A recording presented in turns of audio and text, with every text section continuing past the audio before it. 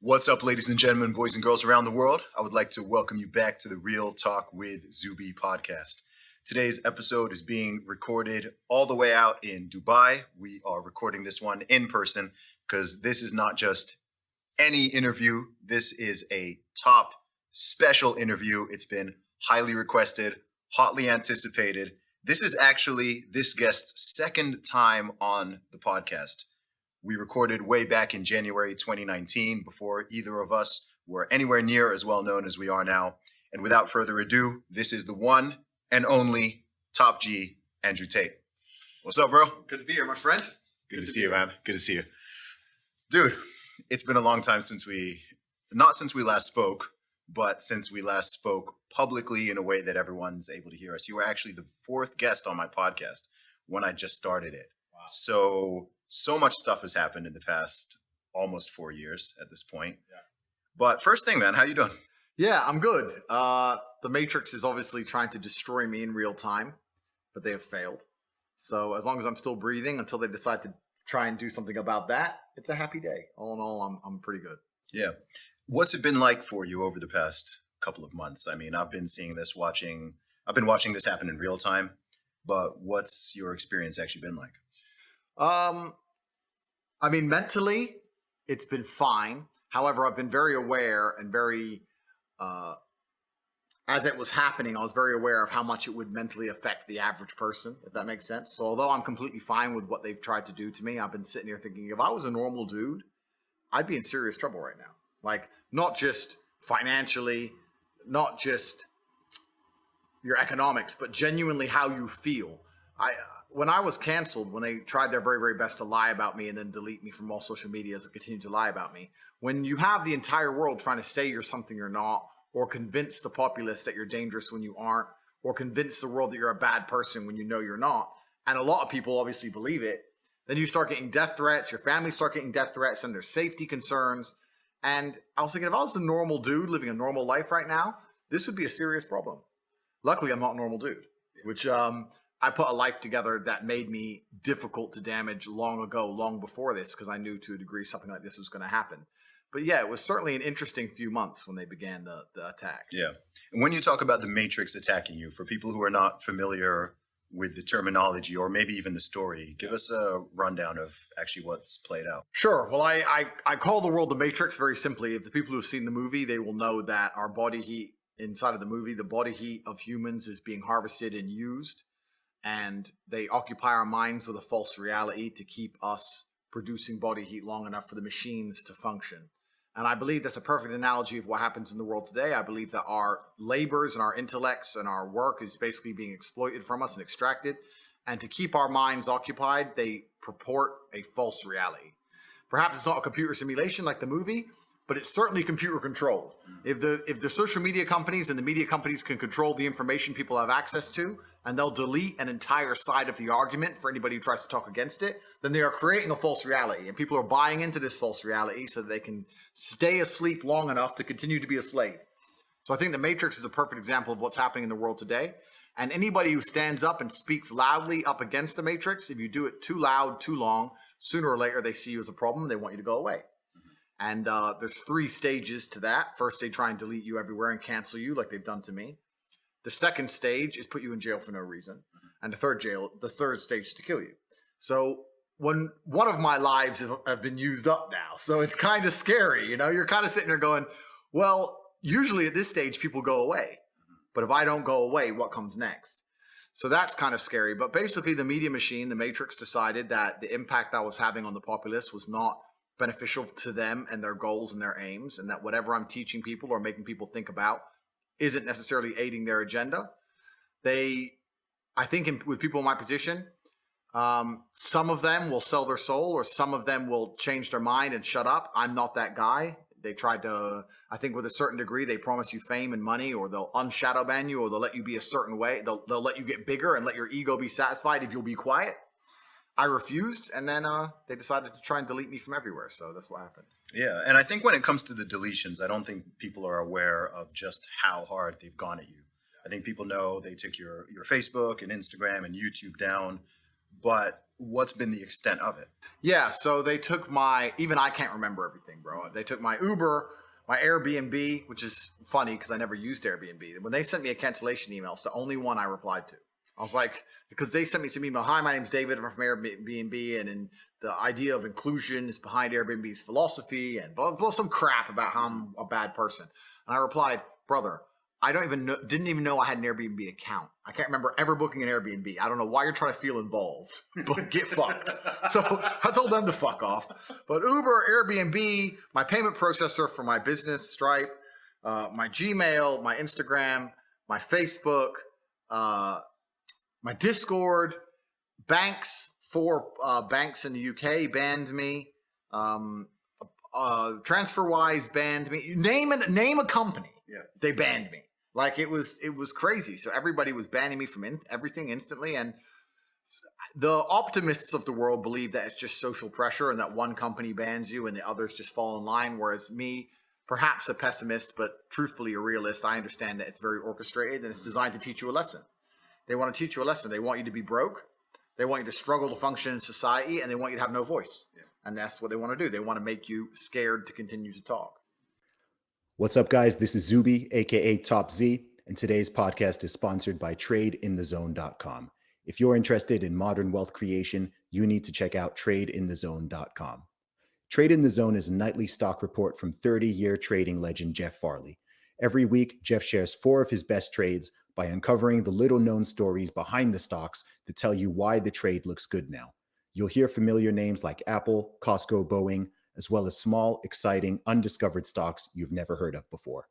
Want Trade in the Zone free for 3 weeks? You don't even need to enter your payment info to get started. There's no catch. Sign up, get 3 weeks free, and decide for yourself after seeing the real-time trades. But listen up, Trade in the Zone is only accepting 300 new members, so do this now. If you really want to escape the matrix, there's no simpler way to get started. Go to TradeInTheZone.com now and sign up for your free 3-week trial. That's TradeInTheZone.com. Now back to the interview. Man, what's so crazy is listening back to the interview we did over 3.5 years ago, you foretold this happening.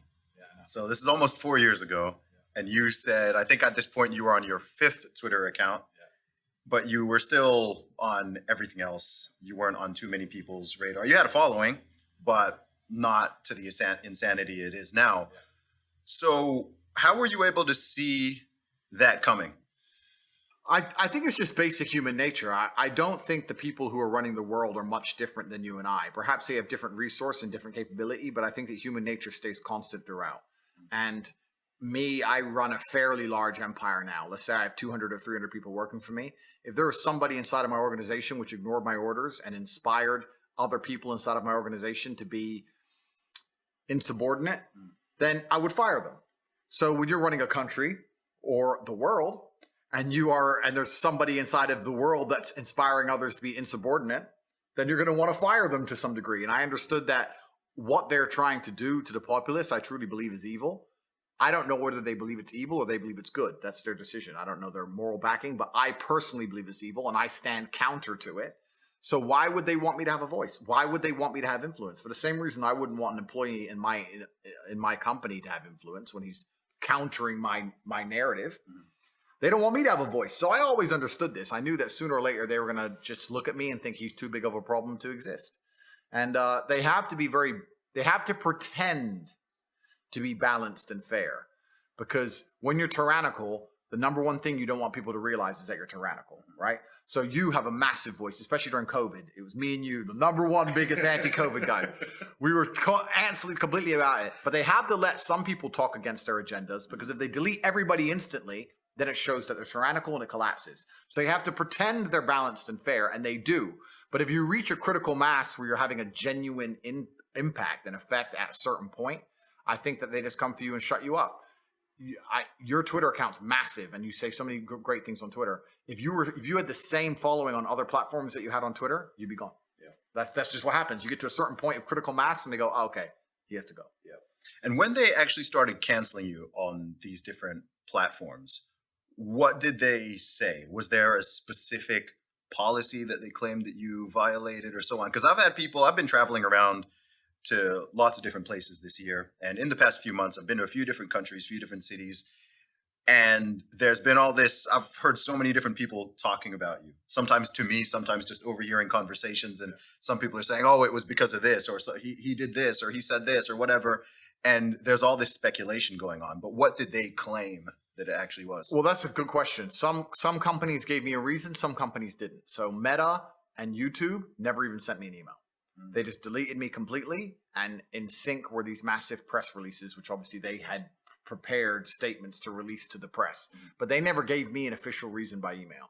So they've never even told me why. And the reason for that is because I think they understood that they're probably going to end up in court, and they want to be able to make up their reason as they go along in the courtroom. They don't want to stick to a reason on the day. In fact, I've heard from reliable sources that terms and conditions for both of these companies have changed post my banning. So they've tried to protect themselves. So that's that. A few other companies, the ones who deleted me, like Airbnb, etc., it was the typical generic community guideline standards don't meet our current expectations of that. It's all vague garbage. And when you click accept to these companies, you're accepting terms and conditions that are so ridiculously vague. They basically mean we can ban anyone at any time without reason because we decided to. So they don't have to give you a reason, you know? The reason that they told the media is that I'm somehow hateful and misogynistic and I'm dangerous to the world, which I think anybody with a brain knows is absolutely not true. I have opinions, yes, but those opinions aren't going to be out here detrimenting society, not the way that most of the genuine evil that the mainstream media purports out to the children is actually damaging society. The reason they deleted me is because I was massively influential and they didn't like the direction in which I was pushing the youth of the world, which was to think for themselves. So they thought I had to go. That's what the real reason they did it, and they never even told me why. Why do you think they're so scared of that message? They're scared of a message. They're always going to be scared of any message that comes from somebody that people idolize and respect, which is basically telling people to be strong physically and mentally and to resist a slave mind and to think for themselves, because their number one agenda is to create worker drones. They don't want you to think for yourself, which means that to a degree you need to be weak, both mentally and physically. If you're weak, both mentally and physically, one, you're not prepared to defend your ideas, but especially if you're mentally weak, this is such a big point of it. And this is why I get so much flack for saying depression isn't real and all these things. If you're mentally weak and you're concerned in your own mind about even living day-to-day life because you find it such a struggle, there's no way you're going to take on a larger battle than yourself. You're not going to start resisting enslavement. You're not going to start fighting against COVID mandates. You're not going to be doing any of that stuff because you're too busy looking in the mirror, crying your eyes out. You're selfish. You're self-obsessed. Happy people don't do that. Happy people, okay, my life is good. I'm happy. I want my family to be happy. I want my community to be good. I care about my country. That's why they don't want you to be happy. They want you to be miserable, weak, and they want to delete any morality from your brain because it's a baseline morality that prevents them from installing the slave programming. By getting you to a point where you no longer think for yourself, they can just tell you anything is true. That's what they're doing to us right now, Zuby. What they're doing is convincing people to ignore their own eyes. When you walk into the toilet as a woman and you see a big man and you have to pretend that that's not a man, you have to pretend it's not. Because if you acknowledge what your own eyes are telling you, you're the enemy, right? Once they can convince you to ignore your own eyes, well, that's the end of the game, isn't it? Now it doesn't matter if they see the sky is blue because the media said the sky is red. And that's the final level of slave programming they're trying to get us to. They want us to ignore our own eyes, ignore our own ears, ignore our innate morality, because we're all born with an innate morality inside of us. We believe certain things are wrong and right instinctually. They want us to ignore that. Get rid of all of it, empty brains, empty hard disks, and plug in the new program for whatever they think is applicable at the time. And it's going to be tyranny and slavery. What else would they want to program into us? Yeah. It's so interesting because when we spoke in 2019, and of course, every time we've met in person and discussed this stuff privately, we always talk about there's this fear. People are afraid. Yeah. People are afraid. In 2019, we were talking about people being afraid to speak out. You were like, I'm the only guy who's willing to say this stuff. No one else is saying it. And it's fun. It's weird because we were talking about stuff being crazy in 2019. Yeah. This is pre-pandemic. Yeah. This is a lot of weird things that have happened. This is when drag queen story time was just kicking off, and there weren't too many videos coming out of all the madness, which is now on people's radar, which I think is good. Yeah. So there's more pushback and more people speaking on it. But a theme I've noticed is when I travel around, when I do events in different cities, different countries, whether I'm in the UK, Australia, USA, and so on, everyone is saying that they're afraid to speak out. First thing people always say is, thank you for speaking out. Thank you. You're courageous. You're brave. I appreciate you voicing it. I can't say what you're saying. I can't do that. So even in the so-called freest countries in the world, people are feeling like they cannot, they can't speak. There's this pressure that's causing them to self-censor beyond what is a reasonable limit, to the point where, as you said, people will deny things that are objective facts, things that you can see with your own eyes, things that you can hear, and everyone's just going with it. And I think a lot of the nonsense we dealt with over the past 2.5 years, some of which is still going on, it was just that playing out on a massive, massive scale. So how do you think that question people always ask is, how did we get here? Yeah, cowardice is the problem. The world is full of cowards. We suffer from a pandemic of cowardice. We've never suffered from any other pandemic the last 3 years. People are absolutely and utterly cowards, and they do to me what they did to me to scare people. If you tell the average person you're going to lose contact with basically everyone you can speak to, you're not going to have a voice anymore, you're not going to have a bank account, you're not going to be able to make money online, you're not going to be able to move anywhere, you're not going to be able to transact, we're going to wreck you head to toe, the average person can't deal with that, right? On top of the fact that the average person is employed and they're scared of losing their job, scared of their employer. I'm in a unique situation because I'm extremely difficult to hurt. But the average person, as soon as you hurt their money, their life is over, right? And that's what we've got. We've got to a level of cowardice amongst the population where people are just going to sit there and ignore objective reality because they're scared of having this cancellation weapon used against them. So yeah, you're right. It's not that people don't agree with us. It's not that we're not saying the things that everyone knows are intrinsically true. It's that everybody is afraid to say it. And that can only end when everybody stands up and stops agreeing and playing this game and stops being cowards. We need mass numbers of people to say, no, I'm allowed an opinion. Mm-hmm. You know what? Nigel Farage, and since UKIP ended, I don't even know about his politics nowadays. I don't even know what he's doing. But he says something that was really interesting. He was asked about who runs the world. And I guess the person was trying to set him up for a question about the elites. And he said, truthfully, I'll tell you who runs the world. We do. Because we decide how much of this crap we're going to put up with. The problem is we're putting up with too much of it. Problem is everyone's a coward. And you're right. I get the same thing. Wow, thanks for saying it. Why don't you say it? And everyone is just terrified. And it really is truly crazy because fear has always been the control mechanism of man. The worst things that have ever happened in any society or any civilization since the dawn of fucking records has been done under the name of fear. Get the population afraid. What did Goebbels say? The propaganda minister of the Third Reich. Once people are afraid, give them a common enemy. They'll do anything you want. That's the Nazis knew this. Everyone knows this, right? So it's a basic playbook, but I think it's also a larger issue. I think that things like making sure people are semi-depressed, making sure people are divided, making sure people are selfish, making sure people are self-obsessed. They're trying to destroy people's will to stand up and care about anyone other than themselves.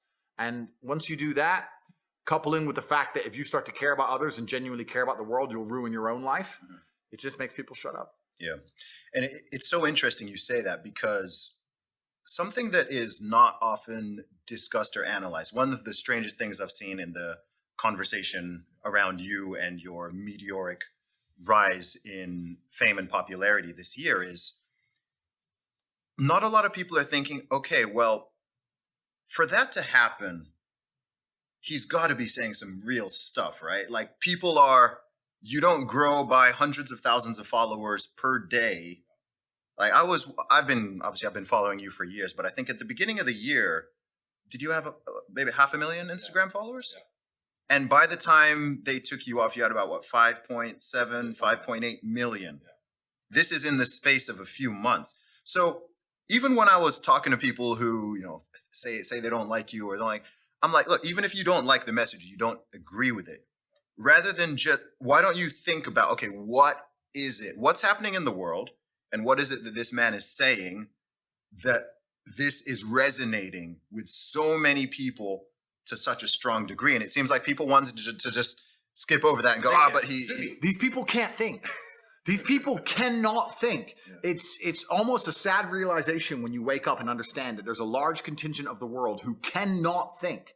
And when I say that, I don't mean that in some kind of, semi-sarcastic, or I mean that literally.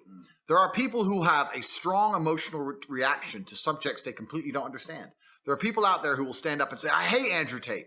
Why? I hate him. He needs to go to jail. Yeah. Like, okay, why? I hate him. Why? They don't know why.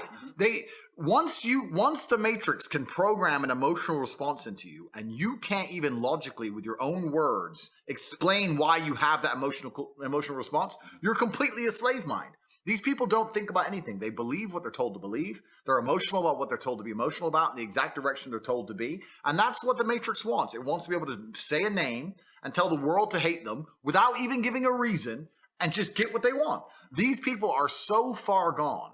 These individuals who they cannot logically explain their own emotions are so far gone, it's ridiculous. As an adult, what you need to do is seriously analyze every strongly held belief you currently have and work out where it came from.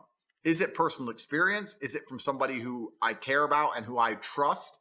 Is it from what the news has said? Why do I believe this so much? Why do I have an emotional response to this? Where did it come from? People don't do that. They just sit there, watch the news, watch social media. I'm supposed to hate this guy, so I now hate this guy. So I know exactly what you're talking about, Zuby, because you're right. These people cannot think. They cannot even give a reason. There's a guy on TikTok who walks around and says, have you heard of Andrew Tate around college campuses? And people go, yeah. And he goes, do you like him? And they go, no.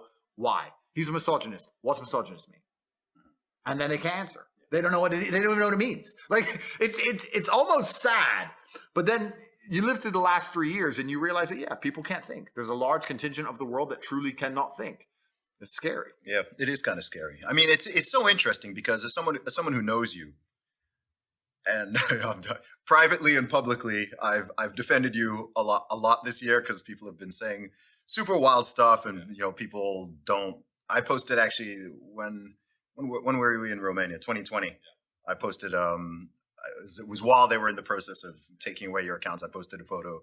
I was just reading the comments, and I was like, "Wow, people have such strong emotion. Why you like people will be mad that we're sitting here right now. You can't talk to this person. You shouldn't talk to that person, and so on."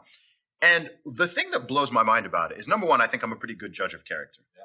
Like I'm a good judge of character in general, and also, I think that your overall message to me is very clearly positive. Yeah. That's the thing about it. To me, it's like, look, someone might not like this bit or that bit or disagree with that statement, but I'm like, look, overall, it's not that dissimilar to me to what they tried to do with Jordan Peterson. Yeah. Like you have, I'd say the overall message, perhaps even of all three of us, is somewhat similar. There's a certain through line about personal responsibility, building yourself up, especially as a man, not falling into this victim game, improving your mindset, improving your body, all of these things. But people will just ignore all of that. They'll just ignore all the positive. They'll ignore the fact that you're helping people, motivating people, helping people. You get emails. I've had emails. Oh man, I was feeling suicidal. I was feeling this. I was feeling that. And just listening to you helped me. It motivated me, got me in the gym, and so on. And people will just gloss over all of that. Completely. And they make it out as if like all you talk about is women, or something. That's what's crazy. But the reason they'll gloss over all of that is because, like I said, you have to ignore your own eyes. That's what they want. When you're fully slave-minded, what I will genuinely state this as a fact. I will state this as a fact, even though I don't know it's a fact. But I would love for someone to do the study. Go out there in the world and ask 100 people if you like Andrew Tate or not. And the ones who say yes and the ones who say no, do an IQ test. And I guarantee you, the biggest idiots out there, when I see people who dislike me and I see them trying to explain why, it doesn't even make sense. It doesn't even make sense. It's like it's English, but it doesn't make logical sense. And yeah, they'll come at me with the garbage about being a misogynist, etc. Not very often do people argue my points, because arguing my points is absolute destruction because they know they're wrong. So what they try and do is discredit my character. They say he's a bad person, he's a misogynist, he's done this, he's done that, he's evil. But what does he say that you disagree with? What does he say that's wrong? Oh, but he's a bad person. They can't argue against my points. And the only reason they try and say I'm a bad person is because they're weaponizing virtue to try and find a way to attack me. They can't attack me logically because they know I'm right. They can't attack my successes as a man or as a person. They can't say I'm not successful. They can't find anything bad to say about me besides bald, which they probably come at you with. But they say, where's your hair? It's like, okay, cool. I shaved it off. But which is ridiculous in and of itself. But then they say, okay, well, then he's a bad person. And the thing about it is, once they understand that the only way they can attack you is by saying you're a bad person, it doesn't matter once that you prove them wrong. They're not interested in the truth. They're not interested in truth. You can sit and say, here's proof he's not a misogynist. Here's proof he has no criminal record, never done anything wrong. Here's proof he's a nice person. Here's proof he gives to charity. Here's the orphanage he built. Here's the dogs he rescued. Here's the millions he's given away. Here. They don't want to see it. They're just blind to it. They're like, no, I ignore my own eyes. That can't possibly be true because the media told me this guy must be bad. And they're slave-minded. And what's actually scary is that these people genuinely believe that they're the good people of Earth. And it's always completely the opposite. Those who can be programmed by the media machine and the Matrix to just be slave-minded and not think for themselves are the exact ones who always commit the most atrocities. These are always the people who end up doing the most heinous shit. And when you ask them why, they're like, oh, well, at the time, I just put on the gas chamber, newspaper told me to, oops. That's who these people are. So whenever I see a slave-minded person, it's not just a matter of going, oh, well, you're a dummy. I look at them with genuine disdain. I look at you and think you're actually a bad person. You're genuinely evil. You cannot think for yourself. I don't even see you as a person I ever want to get to know I'd love to deprogram you, but it's impossible. These people are genuinely the worst people on the planet. And it's kind of convenient that all the people who dislike me are the worst people on the planet. So it's fine. I don't have to talk to them anyway. But if you read any history book, read any of it, all the most heinous shit committed by humanity were people who just couldn't think for them fucking selves. Every single time. Awful. The worst things that have happened and that happen, I don't believe happen because most people are malicious or evil. I think it's that they are cowardly. I think a lot of it is cowardice. I think most people would rather be in the majority than be right. And once people have made up a decision or been told what to think, doesn't matter what the issue is, to get them out of it or to admit that they're coming out of it is extraordinarily difficult. We're still dealing with this after the past 2.5 years we've lived through with the whole C-19 response and the fact that people are trying to memory hole things and act like they never said things and never did things. They want to just, okay, like we're just totally back to normal as if, a year ago you didn't want to throw people into a gulag or whatever. Sorry to interrupt, but you're so right. But this is the thing that aggravates me the most. These slave-minded individuals are they're literally barely sentient individuals. If I was the kind of person, if I was walking around with a mask on and screaming at my fellow man in supermarkets, and I've now realized that I was wrong because COVID is still here, and I'm not wearing a mask anymore, neither is anyone else, I would feel deep shame. I would be apologetic. I would literally be saying to the world, I can't believe they fooled me like that. I don't know who you were, who I was yelling at in the supermarket. You were smarter than me. I made a mistake. I'm sorry. They fooled me. They tricked me. These people don't even feel shame. They don't even feel sorry. They don't even sit and go, wow, they made a fool out of me. It doesn't even cross their minds. They're on to the next thing now. Slava Ukraine. Next thing. They don't give a shit. And it's just truly amazing that they can destroy someone's life for 3 years and then recruit these people to go out there and push the agenda for them. And all the people who were tools of an agenda, now the agenda is over, are not sentient enough to sit and go, wow, they fooled me. I need to think more carefully next time they try and fool me. No. They just continue with the programming. These people are completely and utterly slave-minded, genuinely slaves. They live inside of a system, and the system they're going to purport and fight to defend is going to destroy them. They're not fighting for a system which is going to give them anything other than absolute slavery and tyranny. It's truly incredible to watch in real time this kind of crap happening. But these people are beyond saving, and obviously people like you and I stand up. But even though we're trying to help them, once they come for us with the cancellation mob, these people cheer.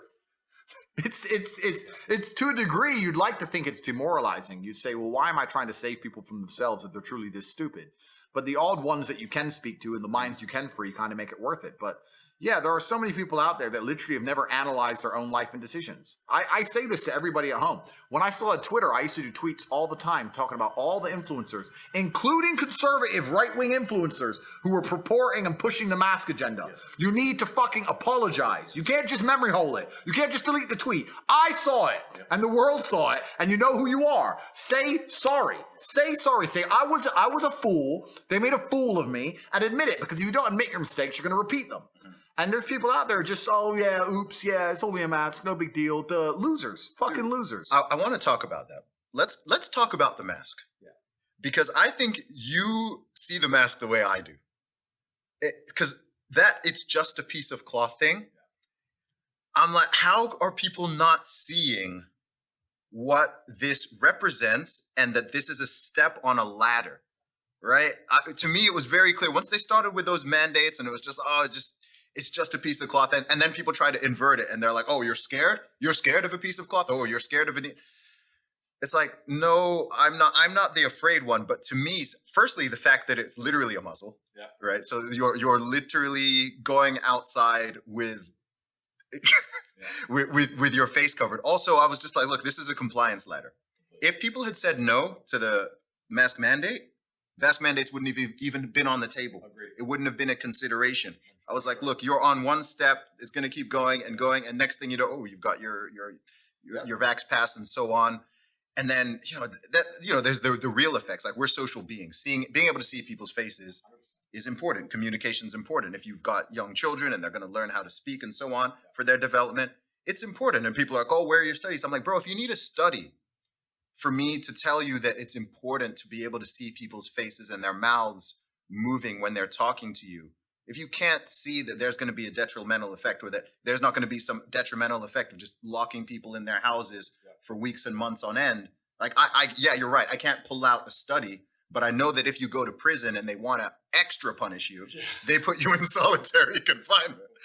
Yeah. So tell me, what are your thoughts on that? No, man, you nailed it. It was a compliance exercise. You're completely right when it comes to vax mandates. The only reason all this crap ended is because people finally started to wake up. If they would have woken up sooner, it never would have happened in the first place, which is why when I saw people at the beginning of this garbage purporting and pushing the idea, I was so infuriated by it because it was so obvious to me. And I'm talking about big figures on Twitter, right-wing conservative Twitters. I couldn't fucking believe how easily they all cucked out in cowardice and were saying, yeah, wear a mask, it's just a mask, it's just a mask. No, it's not just a mask.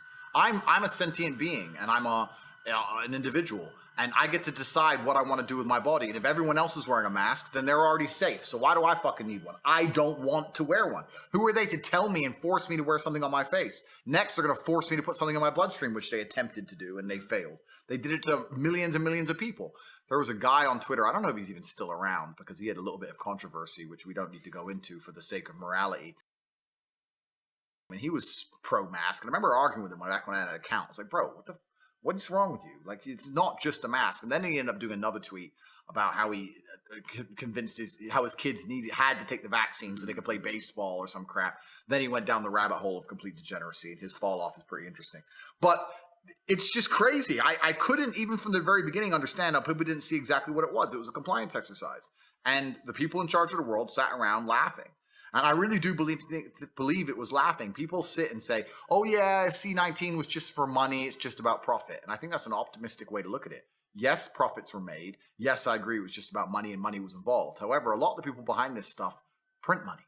They don't care about money because they print it. They make it up. They type it into computer screens. So they're not interested in making profit because they can make profit anytime they want by affecting global markets, right? It's not about that. What it's about is control and power and ego. And a lot of the people in the world who were complying with this crap, who have never had any power or don't understand how the world works, don't understand that it is inside of human nature to constantly get an endorphin rush from becoming more and more powerful. This is why rich men want to become more and more rich. This is why people with fast cars want to drive faster and faster. That's why playboys want more and more girls. It's why that's just human nature. And once you've been powerful for X amount of time and your family's been powerful for as long as you can remember, and you're a billionaire or a trillionaire or whatever you are, the only thing that's going to make you happy and smile is to feel more powerful. So how do you do that? You tell people, put on a mask when you walk in the restaurant, take it off when you eat, put it on when you stand up, take it off when you sit down. This has nothing to do with medical science. This is just pure compliance. This is just ha ha ha. Watch them put it on, put it off, stand up, do the musical chairs. Look at these dummies. It's funny.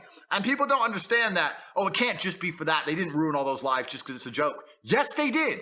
You didn't go to your parents' funeral because it was funny. You stayed in your house for months for no reason because it was funny. You lost your business because it made someone else laugh. That's all it was. People sat around in charge of the world and said, fuck them. Let's have a game. Let's see how long this goes on for. Oh, it's been a week. No riots yet. Let's try again. Nope.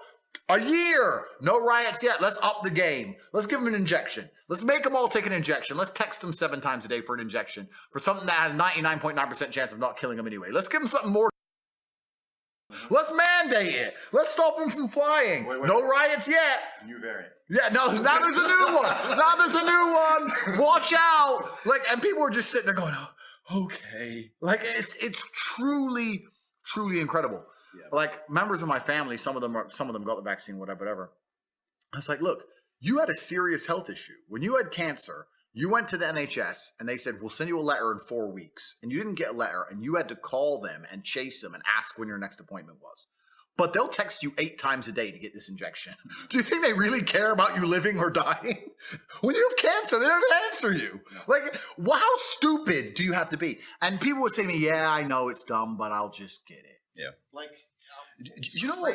You know what else it is? I mean, two points. Number one is the fact that it was just everyday citizens enforcing this on each other. Yeah. To me, was the worst part. I'm like, look, government's going to do what government's going to do. Yeah. All right, I lost faith and trust in that a while ago. Yeah. But just seeing people, whether I was in the USA or in Mexico, or to be honest, people in the UK were not too bad with this. Portugal, oh my gosh, terrible. Yeah. Like walking down the street outside, my first day in Porto, Portugal, and I get 4 people shouting at me on the street. I'm just, it's sunny outside, nice weather. I'm walking down the street, minding my business. People are screaming at me to put on a mask. I'm like, no one has told you to do that. You are not a police officer. Right. You're in no position of authority. You want to go into a restaurant and you won't let me into the restaurant. I'm like, if there was a police officer behind you who's enforcing it, I kind of get it more. But it was like, people were just doing this on their own accord. And they're not sorry. No. They're not apologizing. They're not looking in the mirror and realizing what a dummy they were. Nothing. Absolutely zero. Mm-hmm. And it truly makes me lose faith in humanity, because you're right. The government's going to do what the government's going to do. But they can only push as far as to us amongst each other will tolerate and put up with. And that's why I'm saying slave minds are dangerous. This is why I compare the world to the Matrix. Inside the Matrix, Morpheus says, anyone who's not been unplugged is part of that system, and they will fight to defend the system. They need it. These people will fight to defend the system. And it's everywhere you go. It was the same crap. I walked into Prague, I was in Prague, and I went into a restaurant, and the guy goes, have you got a Vax pass? I was like, brother. I was like, brother, you know this is stupid. Why are you doing this? Oh, the police. There's no police here. Yep. Just let me sit down and eat. Oh, the police. There's no police here. Stop using police as an excuse for you being a fucking coward. You know this is stupid. Oh, I can't. So you're a dummy. And I got to the point where I had to tell him. I was like, there's a reason you're broke and you're a waiter. This is why. Because you can't think outside of a fucking box. You're a dummy. Mm-hmm. And I got to the point where I was literally, COVID was the worst time of my life. I'm a peaceful man. I'm a peaceful man. I'm a peaceful man, bro. It's the number one time in my life I became a violent individual. It got to the point where I would not let people tell me what to do to that level. After 2-3 years of it, my patience was down to fucking zero. And I just developed the innate response to just snap. Yeah. I just walk in a gas station with no mask. Oh, mask. And instead of saying no, I just literally snapped. Yeah. Carried on walking, and they'd be like, I just became that guy. Because after 3 years of trying to reason with people, after 3 years of trying to explain to them how stupid they are, I just ran out of patience. Yeah. And I guess the fact that I'm just a big, scary guy served me well. Because I got to the point where I was just telling people to get fucked. Yeah. I went to a gas station, even in Romania, where they weren't that bad. I went to a gas station in Romania, and he said, mask. I said, fuck you, I'm not wearing a mask. He said, no mask, I won't serve you. I said, okay, is the gas free? Because the gas is in the car. Mm-hmm. So is the gas free? No, you must pay. Then serve me. No, I won't serve you. It's like, then fucking I throw the money on the floor. Then get fucked. Like, dummies. Yeah. And they went out to get the money from the floor, and then he called 3 of the other attendants. So it's like 4 on 1. They kind of come over to get intimidating. And I stand there and said, listen, I don't know why any of you even care. I don't give a shit. Listen, if you paid me $300 a month to work at a gas station, you could walk into my gas station and start a fire. You could be in the corner with you could be stealing. You could be doing, I'll be like, please stop. Ah, fuck it. It ain't mine. Like, I was like, why do you guys, you're about to all get the shit kicked out of you. For a mask. It's not even your gas station. It's crazy. It's like you lose these people are losing their minds over these mandates and these rules. And there was a couple times where I had these big events, these big like throwdowns, where I could see the other men around with masks on. And I could see they felt shame in their eyes. Yes. I could see they were like, he's the brave one. Why? Because they wouldn't say anything. And I could see they were all shameful. And I was like, just take it off. Everyone just take it off. Why can't we all just take it off? Why am I like, I couldn't understand it, but bro, it was the worst time of my life. I really got to a point of just genuinely screaming at people. You know what else I did though? That was great. My number one response to women, because with men, it was just fuck you, do something about it. But with women, I had to be a little more tactful. So with women, when they say, oh, you need to wear a mask, I'd say, I'm a doctor. Are you a doctor? Are you a doctor? No, I'm a doctor. Shut up. And they just shut up. I said I was a doctor to people, and they'd be quiet. But the whole thing was just asinine. It was genuinely some of the worst years of my life. Not because of the mandates, because I ignored all of them. I didn't obey a single fucking one. I did whatever I wanted the entire time. Didn't get injected, didn't wear masks, didn't stay home. I broke all the rules. But just dealing with idiots trying to tell me what to do, I couldn't tolerate it. After 3 years, I'm telling you, it's a good thing. Maybe they ended it because of me. Maybe they were analyzing me and they thought, he's at the end of his temper. Things are going to go wrong because he's just walking around swearing at people now. Let's drop this crap. I couldn't believe it. It was so disheartening. It was really disheartening. And it really made me understand how all the nasty, horrible stuff that happened in the 20th century, I'd always had some understanding of how that type of thing is possible, but I was just like, yeah, I get it. Totally. I totally get it. And all you people who think you're all virtuous and heroic and whatever, I know exactly what you would have done had you been in that scenario those few decades back. Everyone played their hand. And I think that as depressing as that is, as disappointing as it is, it's like, every single person on the planet played their hand multiple times, and so you just got to see it. What blew my mind about that whole experience is, I don't know why Sweden, of all countries, didn't do it. That's weird. Because if you were to say, Andrew, choose a country that won't go down this nonsense, I would have chosen maybe Russia or like somewhere that's not global. Yeah, somewhere based. Sweden. I was like, they're the biggest pussies of all. Like, how does this make sense? So, like, because at the very, very beginning of it, my brother and I went to Sweden. Day one. At the beginning of the pandemic, when they had all the videos and people were falling down and dying in the street and the Italian hospital and all this garbage, the big psyop. At the beginning, when everyone believed, me and Tristan sat there and said, listen, if this can kill me and you, military-age males in perfect health, then the world is over. Yeah. Like, so civilization as we now know it is done. So there's no point hiding.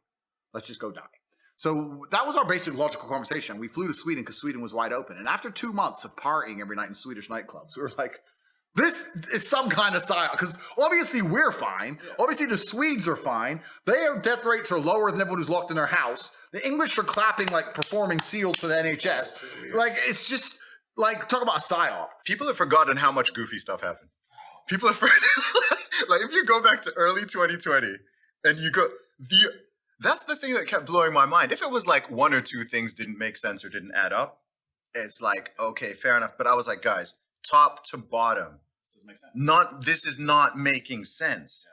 And then you remember summer 2020 and, tens of thousands of people out protesting. Yeah. Even the health officials declared that, well, racism's a bigger pandemic than the virus. And these protests don't spread the virus. These protests do spread the virus. This country's open and it's fine. This one's closed and there's a pandemic. Like, you're right, bro. Like, but you're right. It destroys your faith in humanity. And what's scary is the next thing they come along with, a lot of people died from the results of the lockdown of C-19. Yes. There was a lot of genuine destruction to the world. I would argue that the mandates and solution to the disease was much worse than the disease itself, especially if you're going to include. But the next thing they come along with, people are going to slave mine their way into it. It's even happening right now. I don't talk about this subject a lot because I don't want to get assassinated, and I'm getting there. But the whole Russia-Ukraine conflict, the idea that Putin's lost his mind, that he's an imperialist and he's invading for no reason, and Ukraine never did anything wrong, and NATO never did anything wrong, and we never aggravated Russia, and we never poked them at all, we never pissed them off. And the fact now that we have large segments of the population, which are, once again, like COVID-19, doing things and making decisions and taking action which are against their own interests, and the idea of the psyop behind it. People who obeyed the COVID rules, it wasn't for your own interest. You were psyoped into believing it was. And now we have large contingents of the European population who believe it's in their own interest to have heating bills go up 8x and inflation go up 20% a year to send money and guns to Ukraine for a proxy war. Like, why? Why would you want that to happen? If the media wasn't psyoping you, why would you want inflation to get out of control, your household bills to get out of control, to fund a proxy war between NATO and Russia? What does that even give a shit? Anyone with a brain would say, you know what? No, just leave my electricity alone and let me earn money. Like it's completely crazy, but the media machine tells them to, and they'll just sit there and destroy themselves at will. Put a gun to your head and shoot yourself. Do it. It's for your health. Okay. It's crazy. The thing is, if it just affected the individuals who are in that mindset, then that would be one thing. Well, then it'd be Darwinism. So that would be fixed. But it's like, it's not enough for you to go for your jog with your mask on. You want to force me to do it. You want to force you to do it. You want to force. I'm like, bro, if you want, I've told off 0 people in person. I've screamed at 0 people for wearing masks, and I've screamed at 0 people for not wearing them. I've attacked 0 people for taking the shot. I've attacked 0 people for.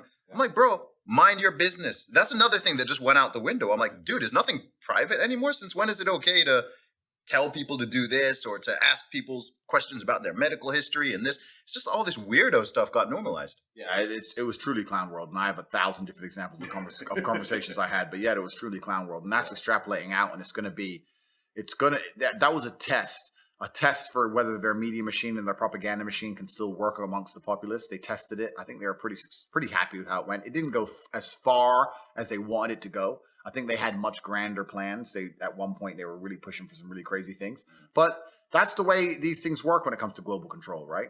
You push till you get to the point where you realize you can't push anymore. The people won't accept it. You give 98% of it back, and then you gain 2%, and you continue to do it on and on and on.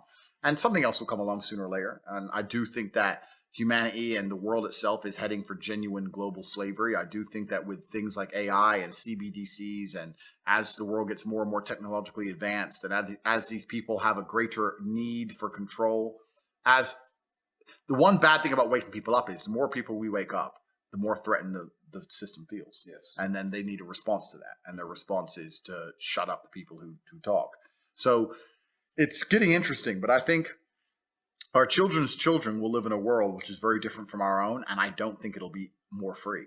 I could only argue it would be the opposite. I think it's going to be a lot less free. Yeah. I think it's going to be a lot more difficult to do anything. All social mobility is going to be destroyed. It's going to be an interesting planet. This is what I always try to tell people, because the most common pushback I get when I talk about this stuff is, it's easy for you to say because you're self-employed. Yeah. You're not married and don't have kids yet. You're in this position. And my counter to that is, you should be going even harder on this because you have children.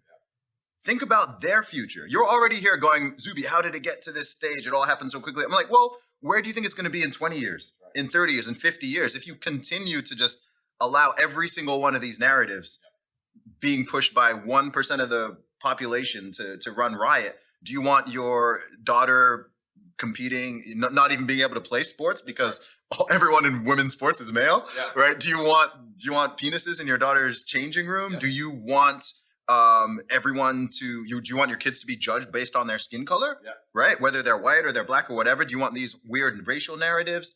Do you want CBDCs and the government completely? Yes, they already control the money, but controlling it at a minute degree where they can just switch your money off and you can no longer buy food because you said the wrong. I'm like, do you want your kids to deal with that? It's not going to be you who deals with it, but your children, your grandchildren are going to. And yeah, that's and you're right. And they're still cowards. They're still cowards. It truly is crazy. Going back to our friend, that's why I said that to him. I said, bro, you think you are a coward and you think that telling your sons to get the injections so they can play baseball makes you a good dad because baseball's so important. No, teaching your sons to not be cowards is what's important. You were a coward, and now your children are going to be fucking cowards just like you. You're a dummy. And this is the thing. We suffer from cowardice, and you're right. People don't, even with children as motivation, they just find a way to be afraid. But I'd argue that. I don't even think that's the reason they are cowards. I think if these people didn't have kids and a mortgage, they'd still be pussy. Oh, I agree. Yeah, but I'm saying that that's what people say. Or some people say it has nothing to do with money either. Because there's people who are worth 100 million, worth $1 billion, and they're cowards. Yeah. Right? There's people who are ultra wealthy celebrity, never has to work again, you're set for life, they still will not step slightly out of line. Dude, and then what you've they're got trying to people do is who are, avoid conflict. Well, there's a lot of people out there in the world today who think they can avoid this war. Yes. They understand there's a war going on. You have those who are completely ignorant to it and pretend that there's no war, but I don't actually believe that's very many of the population. Most people understand there's a war going on. They're trying to avoid it because they don't want to get caught up in any kind of messy situations. But what they do not understand is that the war has come for all of us. And your choices are very simple. Either you have your mind right and you understand objective reality and you're resisting against the Matrix and their narratives, or you're accepting their garbage so you don't have to resist against them. And now you're arguing with your own mind. The people who are purporting these ideas and the people who are sticking up for the Matrix and all of its garbage the hardest are also the people who are talking about depression, talking about anxiety, talking about read their Twitter feeds. Anyone who disagrees with objective reality by circumstance or by happenstance seems to have some kind of mental defect, or they're unhappy, or they're on antidepressants, or they have anxiety, or they're stressed, or they need time off for mental health concerns, or all this crap. Your mind and your body and your soul, created by God, have a degree of innate understanding of what's right and what's wrong. And if you go against that, you're going to feel guilt, and you're going to feel shame, and you're going to feel uneasy, and you're not going to feel normal. If you're going to go through life and accept all the garbage they tell you to put inside of your brain, I don't believe you can be happy that way. I don't believe you can be a happy individual walking around pretending that blue is green, pretending that green is red, like staying in your house, being fearful, being afraid, hating your fellow man, believing in these narratives that there's no way you can ever get ahead because you're systematically oppressed and held down by some whatever. And if you absorb all this crap, you're going to be an unhappy person. Yes. So I think that either your mind is right and you're happy and you're resisting against the Matrix, or you're an unhappy person who's absorbed the Matrix programming and you're resisting against yourself. We're all going to fight. You're either fighting the system or you're fighting your own brain. You need to make a choice. Now, I personally would rather fight the system than sit inside of a self-destructive cycle looking at myself in the mirror. Yes, I need my 8th injection. Yes, I'm so sad. Like that sounds worse to me than being canceled. So you can cancel me. But this battle's here for everyone. And I think if the world understood that and if people understood that, a lot more of them would stand up. Mm-hmm. But they think they can avoid it, and they can't. I think what a lot of people don't understand is how all these things are connected. You said something interesting there very quickly. You talked about the mental health, physical health and well-being, and spiritual health. And we live in this weird time where people talk about these things as if they're completely siloed off from each other. It's actually one of them. There's a lot of annoying things about the mental health conversation. But one of them to me is they talk about mental health and physical health as if they're completely separate. Yeah, like if I'm there telling people, if you go to the gym and you exercise regularly and you eat well, your mental health will improve. And they're looking at me like I just said that the earth is flat and space is fake. And I'm like, you don't see that connection. Well, it's they pretend not to see it because they don't want to try. This is the thing. If you tell people the solution to something and they don't like the solution, then they'll pretend you're wrong, right? I'm depressed, that's why I'm fat. No, you're not fat because you're depressed. You're depressed because you're fat. So how about this? Go to the gym and train. Oh, that's hard.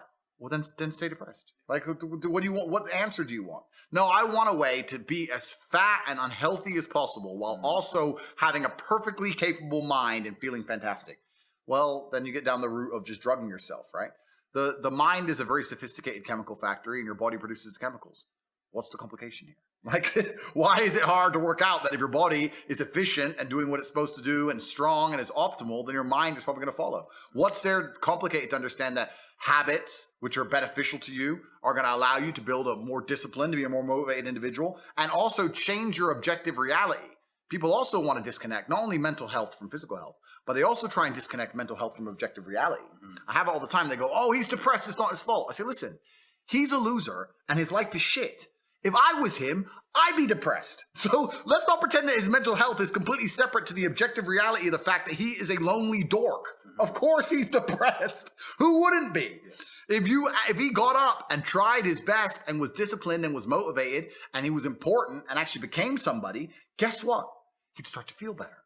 So you're completely right. They have separated from physical health. They separate it from spiritual health because also if you know you're doing bad things inside of your heart, you're going to feel guilt, which is why all the people who've absorbed the Matrix programming end up being so unhappy.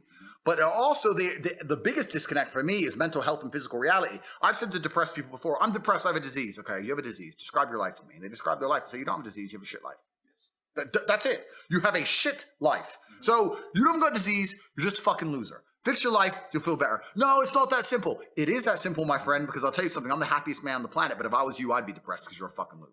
So that's it. That's it. You're a fucking loser.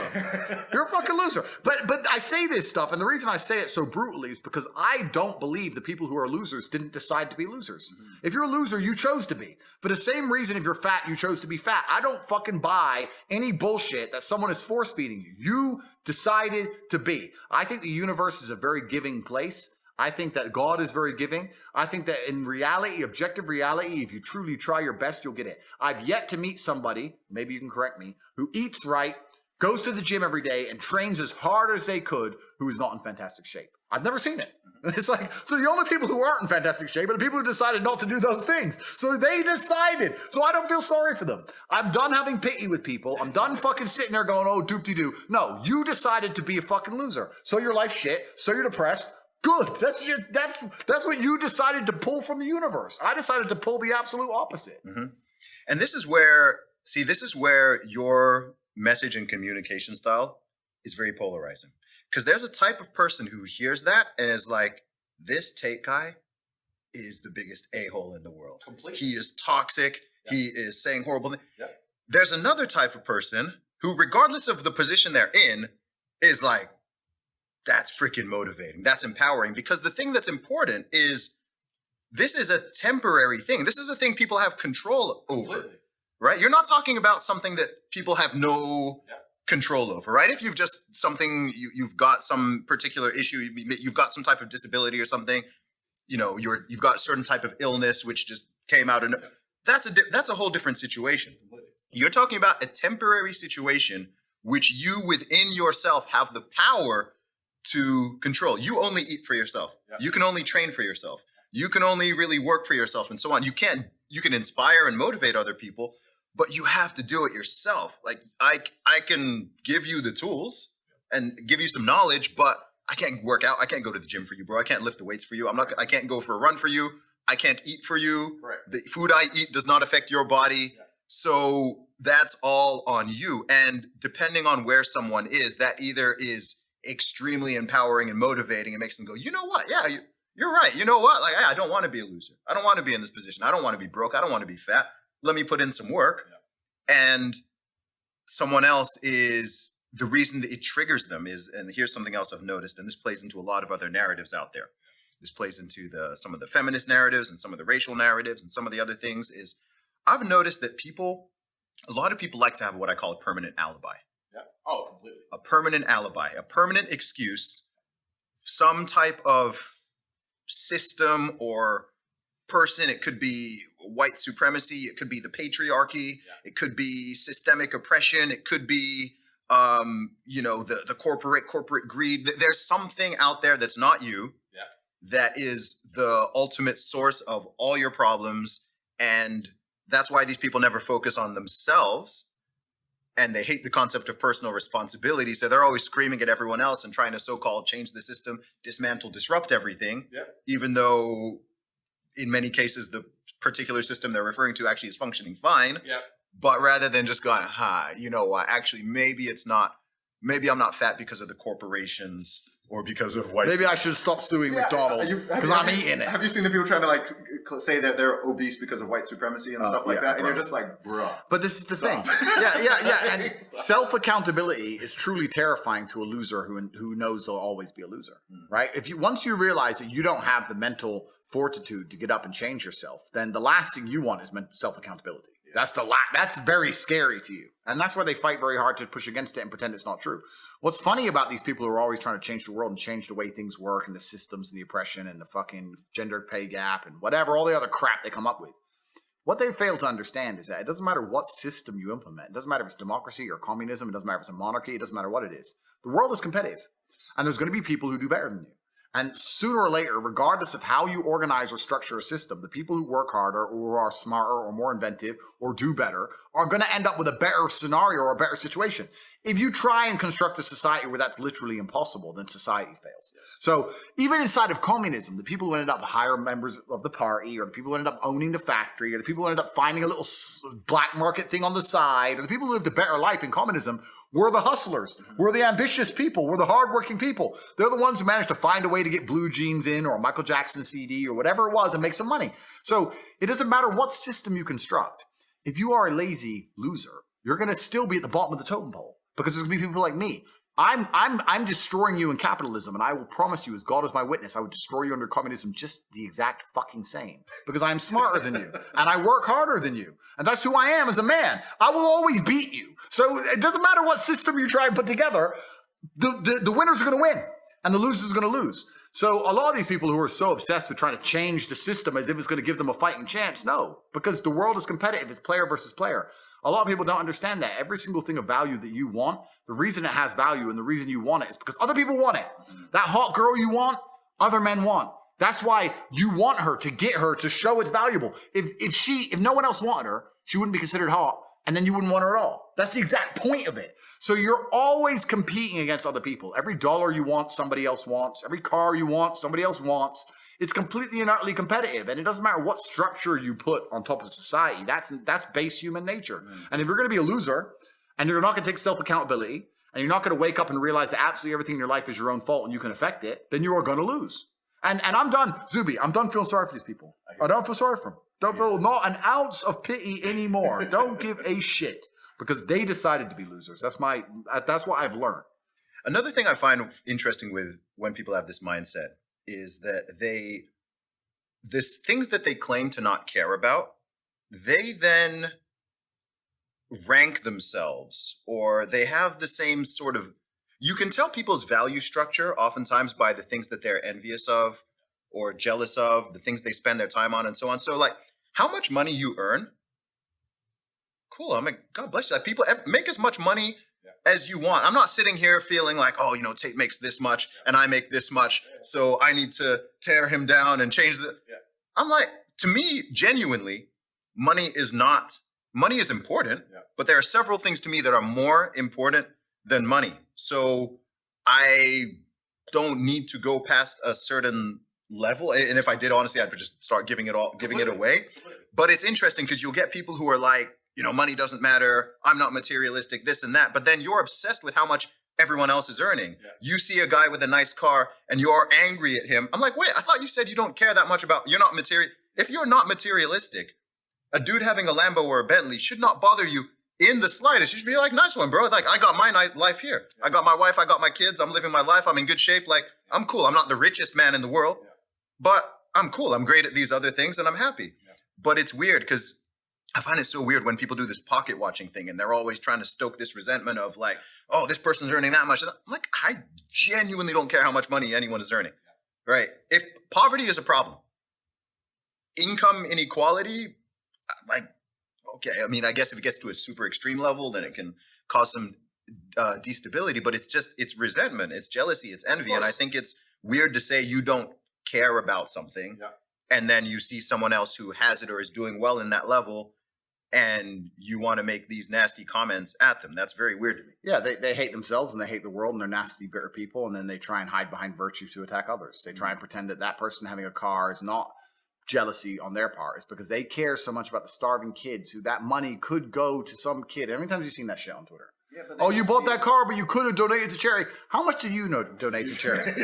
When's the last time you did anything good for anyone besides sit around throwing around fake virtue that you've weaponized to be hateful? That's all they are. They're hateful people. They're sad people. Do you know the one where this was a few years ago, but I remember Jeff Bezos donated, I want to say $100 million. And everyone got mad. It wasn't enough. Yeah, I remember going through and reading these comments, and I was just like, they're like, oh, this is only X percent, right? They go and look up his net worth, and then they do the calculation, and they're like, that's only 0.X% of it. I'm like, bro, it's $100 million to homeless people. How much I'm like, I'm sure you guys are walking past homeless people all day. You're not giving them any money. You're not even speaking to them. You're stepping over them and so on. This guy's donated $100 million. Who cares if he has billions more? That's 100. I was just like, you know what? These people are you. But you can't satisfy these people. And you're right. They'll step over a homeless person all day long, and they won't give 1% of their net worth away. What's actually scary though, once you kind of get to a certain level of wealth, you get these charity things all the time. People come to me and say, "Why don't you give to charity? Why don't you give to charity?" And I don't advertise my charitable donations because I don't want to buy virtue, because that's what I think it is. If you give a bunch of money away and then you tell everyone about it, you're just buying. I feel like you're paying to be liked as opposed to giving to charity. So I don't really mention it. But what I have started noticing is it's hard to give to charity because most charities are a fucking scam. So like I built an orphanage in Romania and I have my own charity that rescues street dogs. And then I do a lot of charity personally. Like if I know somebody and they have a problem, I'll give them money.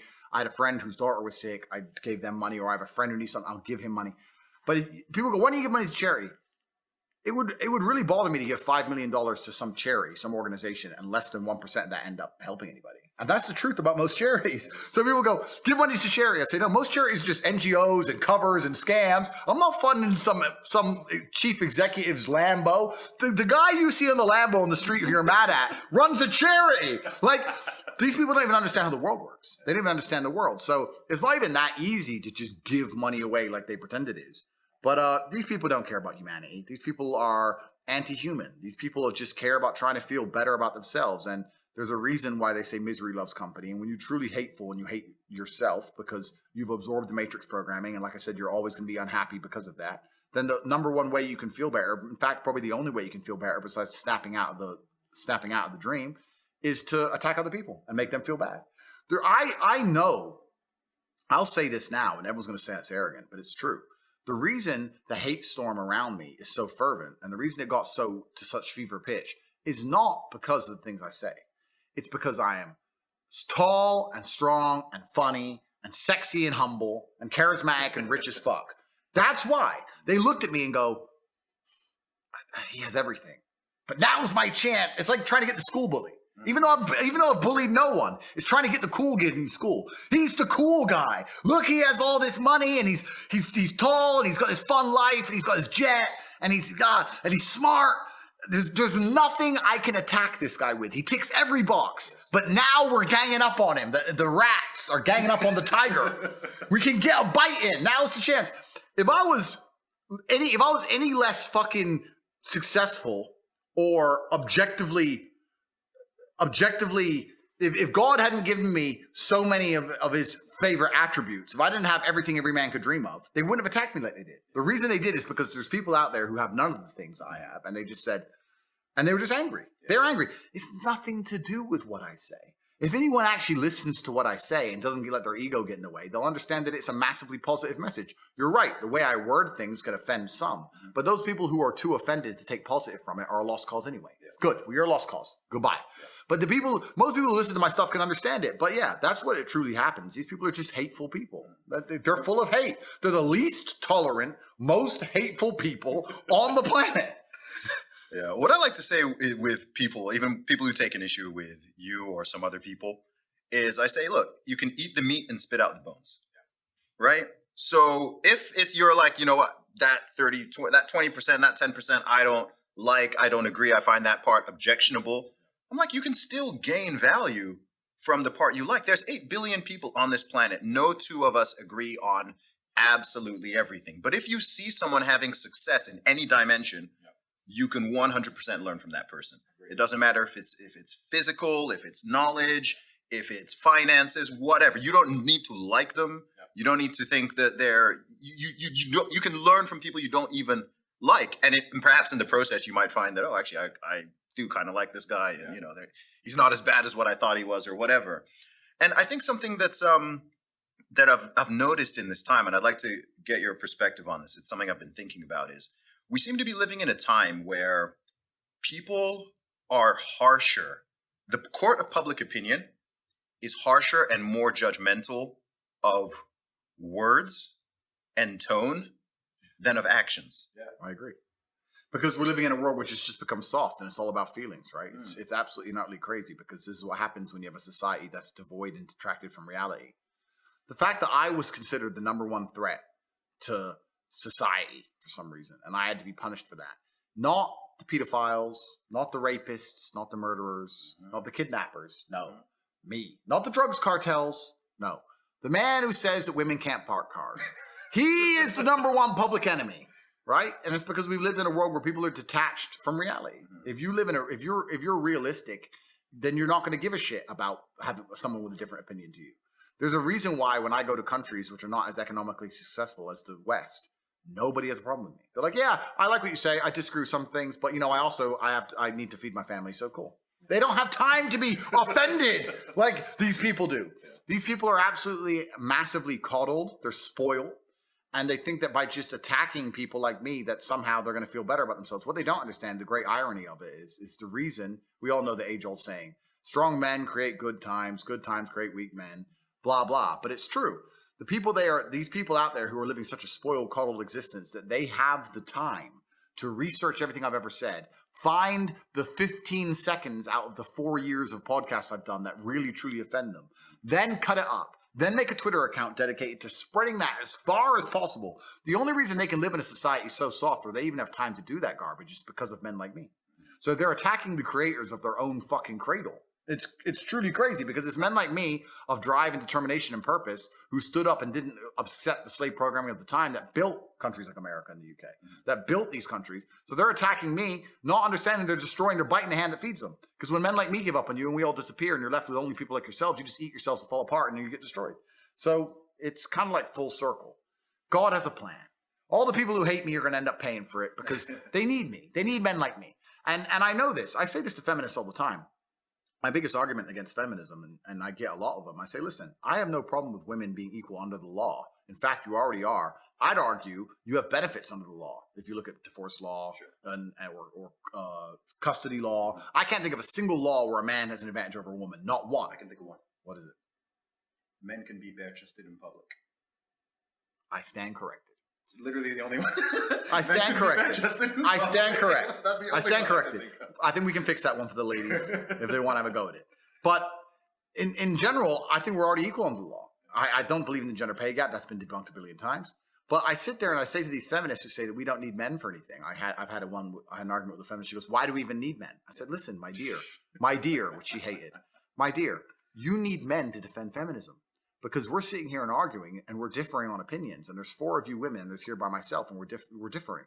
But if this argument were to become heated and fever pitch, and let's say you were to attack me with an ashtray, right? And I were to defend myself, the only chance you 4 would stand is calling a man, a police officer, to come and protect you. You need men to stand up for your ideals. You want a feministic society, but if another country comes to destroy you, you need men to go fight in that army. If there's going to be crime in your feministic society, you need men to turn up and deal with it. Your only reason feminism survives is because men will allow you to have your idea and defend your idea for you. When the Taliban took back Afghanistan, the reason that the local people that the USA had trained, the Afghani Defense Force, the reason the ADF gave up so quickly is because they looked around at the ideals they were defending and realized this is bullshit. Imagine this. America are there. They're giving you money. You're not really even in a war. You're sitting around with a gun. Taliban are just chilling. It's pretty easy, right? America leave. Taliban start mobilizing up. You're standing there next to a girls' school with your AK. You're going to look at the girls' school and go, fuck it. And you're going to quit. Why are you going to fight for that girls' school? Now, feminism's so real. Why don't the girls fight for their school? Oh, it turns out that when there aren't men prepared to die for feminism, it all goes away. When aren't men prepared to defend the feministic ideal, then feminism's not even a real thing. You need men who are prepared to die for this garbage. So when a feminist goes, what do we need men for? For feminism. Because when the women had to defend their own school, guess what happened? It closed down. It's not even a real concept. Men are always going to be the physical bottom line of society. Violence is always going to be the unfortunate underpinning of civilized society, and men are simply more capable of violence. So any idea you hold, any idea you want in your mind, understand that any idea, any law, and all of these things are underpinned by violence. You're only allowed to have the idea because society has said so. If they say you're not allowed it and you continue to have it, sooner or later they'll become violent against you like they have against me. That's what happens. So when feminists sit there and say we don't need men, they are just so brutally ignorant to the fact that, yes, you do. You wouldn't be able to function or have an opinion differing to a man in society if there weren't men prepared to defend you. So absolute and utter bullshit.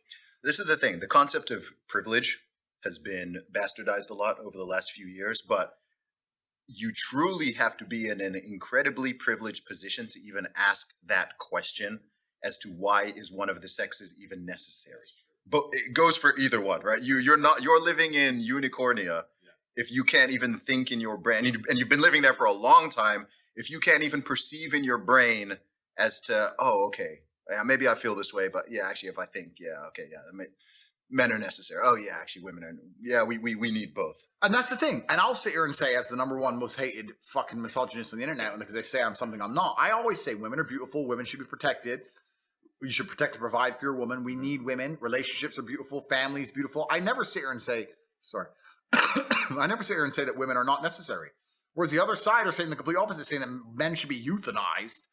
And they're all over social media. Yeah. It's crazy, man. On my last emergency meeting, because I'm on Rumble now, for anyone who's asking where I am, YouTube deleted me. I've moved to rumble.com, rumble.com/Tate speech. I did an emergency meeting there, and there was a story about 5 women who made up a story that they were sexually assaulted at a party by a guy purely because they didn't like him. And they kept the story up the entire summer. Wow. The guy was kicked out of school, was arrested, had to pay a bail before eventually, when the pressure got up, all 5 of them admitted that they literally completely made it up because they didn't like him. He lost his school, lost his job, he was suicidal, he was spent 2 months in jail, etc. Guess what? All 5 of them are still on Instagram. Of course. I'm not. What did I say? I literally said, the reason I am now a misogynist is because I literally said that I believe men are better at parking cars than women. Because the number of times I've been with a woman trying to park a car, and she's like, please do it for me. And I'm like, okay, no problem. And I do it for her because I'm a fucking gentleman. That's why I'm misogynistic. It's great. Or saying that I should defend a woman because I'm physically stronger. That's why I'm misogynistic. It is insane. Yeah. It is clown world. And the women who stand up and try and argue against me, they're feeble attempts at exceptions trying to disprove the rule or some garbage. Listen, there's nothing wrong with accepting that men and women are different. Yep. We have different skills, different strengths. Women are better at some things than men. Absolutely or not. I completely believe that. There are some things I will only trust a woman with and I will not trust a man with. Yep. I say this all the time. They ignore all of that. They ignore it and to find the one time I said about parking and they won't shut up about it. It's truly incredible. And this all goes down to the slave mind and people not wanting to understand and accept the reality of situations. And it's scary. I think people get way more triggered and offended by things that have either are true and are inconvenient, or at least have a kernel of truth to them. If you just straight up lie to people, they don't care. Yeah. If you say something that's true, but it's inconvenient or it's unpleasant or you don't want it to be, or you're the exception to the general rule, or you know that's the stuff that really bothers people. Completely. I've noticed that. Completely. Yeah. If I was walking around just lying, I wouldn't have got canceled. No, you wouldn't be considered a threat. So exactly. So I'm a threat because I'm saying things that people know are innately, at least to a degree, true. Yeah. To some degree. And you're right. I don't expect everyone to agree with everything I say. Of course, I'm not. That'd be completely insane of me. But I also didn't put a magic spell on the world. This is another thing people have to understand. At one point, I was the most Googled man on the planet. You don't get there by putting a magic spell in the world or by lying. You get there because you're speaking to people who feel disaffected and speaking to people who feel like they don't have a voice. And there's a large contingent of men out there in the world today who do not want to wear makeup. They don't want to become trans. They don't want to ignore their eyes. They don't want to pretend they're stupid or bad for being a man or wanting a hot girl in a nice car to play sports and being strong. And they're looking around and they're saying, oh, finally somebody who understands and gets me. There's a reason why these people find affinity to me. It's not because I want a magic spell on them. It's because I'm speaking to their natural innate desires to become a man. Mm-hmm. And we're trying to erase that whole idea from society, and they'll feel disaffected. And that's why canceling me has failed, because they've deleted me from YouTube, for example, where I had a large channel. And the algorithm has tried to replace it with somebody else. Mm-hmm. But the people they're trying to replace it with aren't telling the truth to these people. They don't feel affinity. You can't just delete me and then put Jeffree Star in there saying, put lipstick on, and think the guys are gonna be like, well, okay. No, that's not what they want to do, right? So as hard as the Matrix is trying, as hard as the media machine, the propaganda machine is trying to subvert and destroy the minds of the youth, obviously they have success amongst a small percentage of the population. The innate tendencies, that's the word I wanted, the innate tendencies of man and the innate tendencies put inside of us by God are remaining, right? And it's a miracle that people don't understand. That's the reason I'm as popular as I am. So I'm speaking to the innate tendencies of young men, saying, look, this is how you become strong, successful, and important. That's it. Yeah.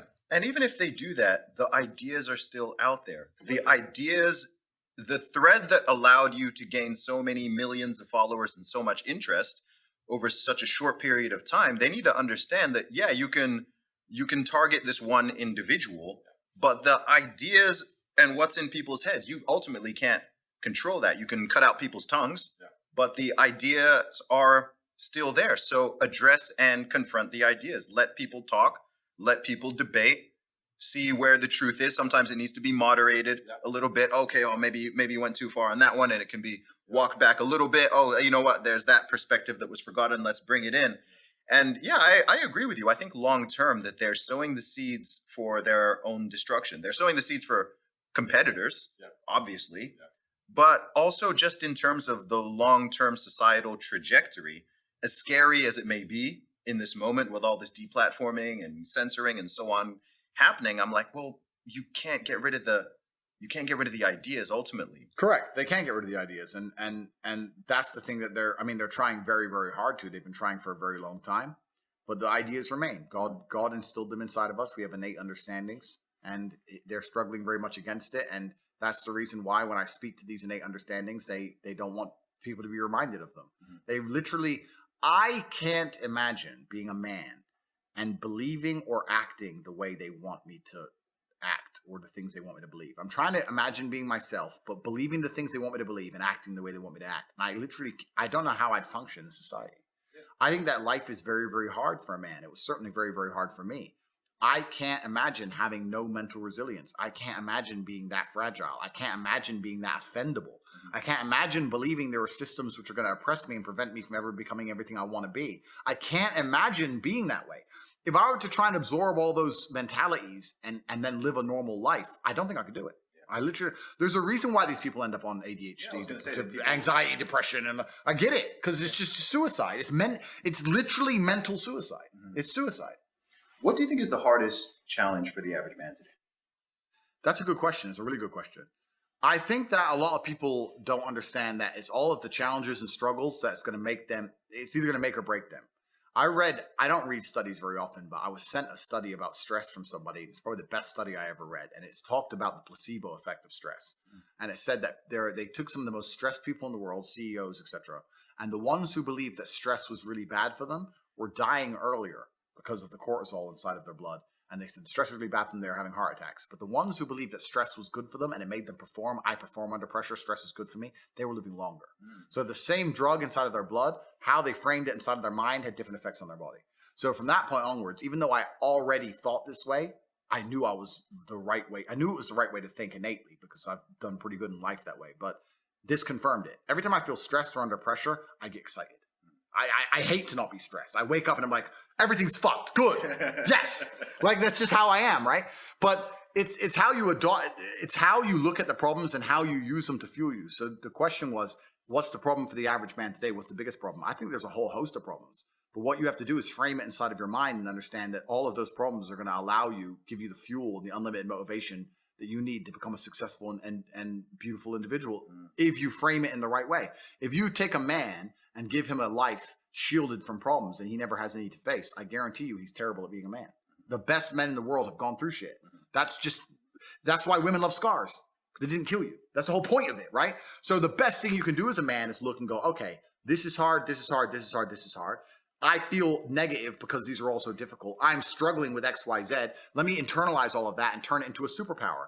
Let me become genuinely uncomfortable with my situation in life and go and fix things. Because, like I said, the universe is absolutely and utterly very giving. And if you truly hated being in the position you were in, you wouldn't be there very long. Yeah. So I think that the number one problem with the world today and the biggest problem that men face isn't the problems themselves. It's just the way that they are been taught to mentally frame issues. People think when bad things happen to them that somehow they're a victim to the universe and bad things only happen to me and this is so terrible. They don't understand that bad things happen to everybody, and the most successful person you know had all those, probably maybe even worse, at least the same bad things happened to them. They just framed it differently and used it. That's the difference. So I don't pray for an easy life. I pray for a life of difficulty that allows me to become a better and better person. I pray to become more competent to handle problems. I pray to put myself in a position where if the mass media machine attempts its very best to destroy my life, I can laugh and smile from my villa in Dubai. This is who I pray to become. I don't pray that nobody hurts me. I pray to be able to fight. So it's just a different mentality. Where did that mentality come from? I know your background story. Listened to tons of your interviews. I know the big impact, especially your father, had on your life. Was there a single, or were there a handful of pivotal moments for you where your mindset just shifted? I know you've talked before about being young and seeing people driving by in flashy cars and it annoying you and not annoying the people around you, but I'm really curious to know where the Tate mindset came from. It's a good question. I think a lot of people build their mindsets around trying to feel good. So that's why we were talking earlier about people who want to ignore the idea of personal responsibility or self-accountability because they feel better if they pretend it's not a real thing. They feel better if they pretend everything's someone else's fault. A lot of people's mental model and how they view the world is based around them feeling as good as possible. So when you sit there and talk to somebody who has the mask on and they refuse to believe the elites are laughing at them, it's not because they can't comprehend the ideas. It's because they feel better if they don't believe that they are a clown to the elites. I feel better if this is really all innocent and it's really all about a disease. So people are they're basing their mindsets around trying to feel good. I have always tried to base my mindset around absolute competence, regardless of how I feel. And there are certainly disadvantages to that. There are times you're going to be a lot more pessimistic, or you're going to be a lot more stressed, or a lot more, pissed off about certain things than others. Yeah, that can be seen as a downside. But like I said, I use all of those things for unlimited motivation to propel my endless upward trajectory. But if you construct a mindset that allows you to be as competent as possible, as opposed to feel any different or feel better, then you're going to naturally come to the conclusions I've come to. You're as competent as possible if you believe you can affect absolutely everything about your life. You're as competent as possible if you believe absolutely everything that's happened to you, whether good or bad, is completely your fault. You're as competent as possible if you believe the bad things that happen to you are going to allow you to work harder and become even better. When bad things happen to me, the first thing out of my mouth is good. Good. Andrew, they took $10 million out the bank because they canceled you. Good. Good. That's just my response. Good. Andrew, this happened. Good. Good. Now I'm really pissed. Good. This mindset I've constructed allows me to be as fearsome a competitor as possible. It allows me to be a feared opponent in any realm of human endeavor, and that's the point of a mindset. Why would you have a mental model or a mentality that made you anything less? In the ultra competitive world that we've just discussing that everybody wants the things you have, why would you absorb information or construct a mental model that doesn't allow you to be as competitive as possible? I am a feared competitor in anything I do. Anyone who's up against me at anything is going to feel a degree of nervousness just because it's me. It doesn't matter what it is. If you say, look, you're going to go learn how to play piano and you're going to play against someone else who's never played piano and you're going to learn, and that guy's Andrew Tate, you're going to be like, oh, for fuck's sake. I can't even play piano. But part of them is going to be like, oh, not Tate. Even though I have no piano experience, because they just know me. They know my mindset. They know my determination. They know I'm stubborn. They know I don't quit. They know I'm going to win. That's just who I am. So I've constructed a mental model that allows me to be competent and to always succeed. And that's how I've come to the conclusions I've come to. And I truly, once again, don't understand how people go through the world with any other mental model. I get asked all the time, but what do you feel? Or what about happiness or depression? That doesn't even... How I feel doesn't cross my mind. I don't know how else to explain it. There are days where I'm pissed off or sad or happy. It doesn't cross my mind. It's just like I woke up, whatever mood I happen to be in, I have things I need to do. It's a busy day. Zuby's here soon. I need to go training before he gets here. I had a meeting with the bank at 7:15 a.m. I have shit to do. Like, I didn't cross my mind if I was happy, sad, excited. I just had to work. So I think my mental model, to a degree, I'm certainly not a person who doesn't feel emotions, because we're all human. I certainly do. But I've never prioritized them in any regard. I haven't built a mental model that affects... I haven't put them in the middle of my mental model and then affected my actions based on how I feel for each one. It's absolutely and completely the opposite. I would love to do a podcast on a day where I'm particularly sad and a podcast on a day where I'm particularly happy. And I guarantee you wouldn't be able to tell the fucking difference. So that's what allows me to be competitive, right? Because if you're competitive, if you want to be the most competitive predator on the planet, you have to be able to hunt in the day and the night. You have to be able to do both. You have to be able to perform when you're happy and sad. You can't only be able to perform when you're happy. You can't only go to the gym when you're motivated. You can't only be a competent person when your life's going well, because when your life's not going well, you're no longer competent. Then you're going to lose to people like me. And it's player versus player. If you're the kind of person who can only do well when you're happy and you're competing against someone like me who can do well all the fucking time, guess what? You lose. So my mental model, the answer is most of my opinions are just based around constructing a mental model that allows me to be brutally competitive. Yeah. It's why I say depression isn't real. I've argued this point endlessly. And I try and explain to people, but they're not smart enough to understand that I don't care if I'm wrong. I don't care. I am more competitive as an individual if I don't believe I can become depressed. So I don't give a fuck if I'm right or wrong, because no matter what bad happens to me in my life, even if, heaven forbid, the worst things on earth that could happen to me, I could never become clinically depressed, because I would never self-diagnose myself as clinically depressed, because I don't believe in it. Yeah. I believe that I am currently sad, but I have work to do, and eventually I will feel better. I will never get to a point of absolute desperation and kill myself, because I'm never going to get to a point of hopelessness, because I don't believe in the idea of hopelessness. You cannot try and make me adopt thinking that will reduce my competitiveness as an individual. So I don't give a fuck if I'm wrong. I don't believe in it. That's it. End of story. So I don't believe in things that take power away from me. I don't believe in things that make me less competitive. And I don't adopt mental models that make me less competitive. Every single mental model I have are the most efficient ones I could find. To the mental model I found that if I adopt, I become a more fearsome predator. That's it. So this is how I've come to all of my conclusions as an individual. I hear that. Something that I really wanted to discuss with you, actually, is faith. January 2019, on that podcast, you explicitly said, I am an atheist. I did, yes. And you've definitely been on some type of journey. Again, I've been listening to interviews and podcasts, and there was a time where, I don't know, first when you went from atheism to saying, I think you believe in God, and I think you said Christianity is kind of cucked, but you'd probably be, Islam is the only religion that would potentially work for you. And then I know you started saying that you were a Christian and Orthodox, and now I'm hearing that you're a Muslim now, but talk me through it. Sure. So firstly, I found scientific proof for God. I'm the man. Everyone's been sitting here, all the atheists saying there's no proof for God. I've got it. Okay, let's stop. Here's the scientific proof for God. I've got all of it. I think it's his third law. It might be his second. We'll have to look it up if it's third or second law. But one of Newton's law is that for every action, there's an equal and opposite reaction. For every force, there's an equal and opposite force. Anyone who's perspicacious enough to look around them and sees the true evil in the world today understands that there must be an equal and opposite to that true evil, which is good, which means that God must be real.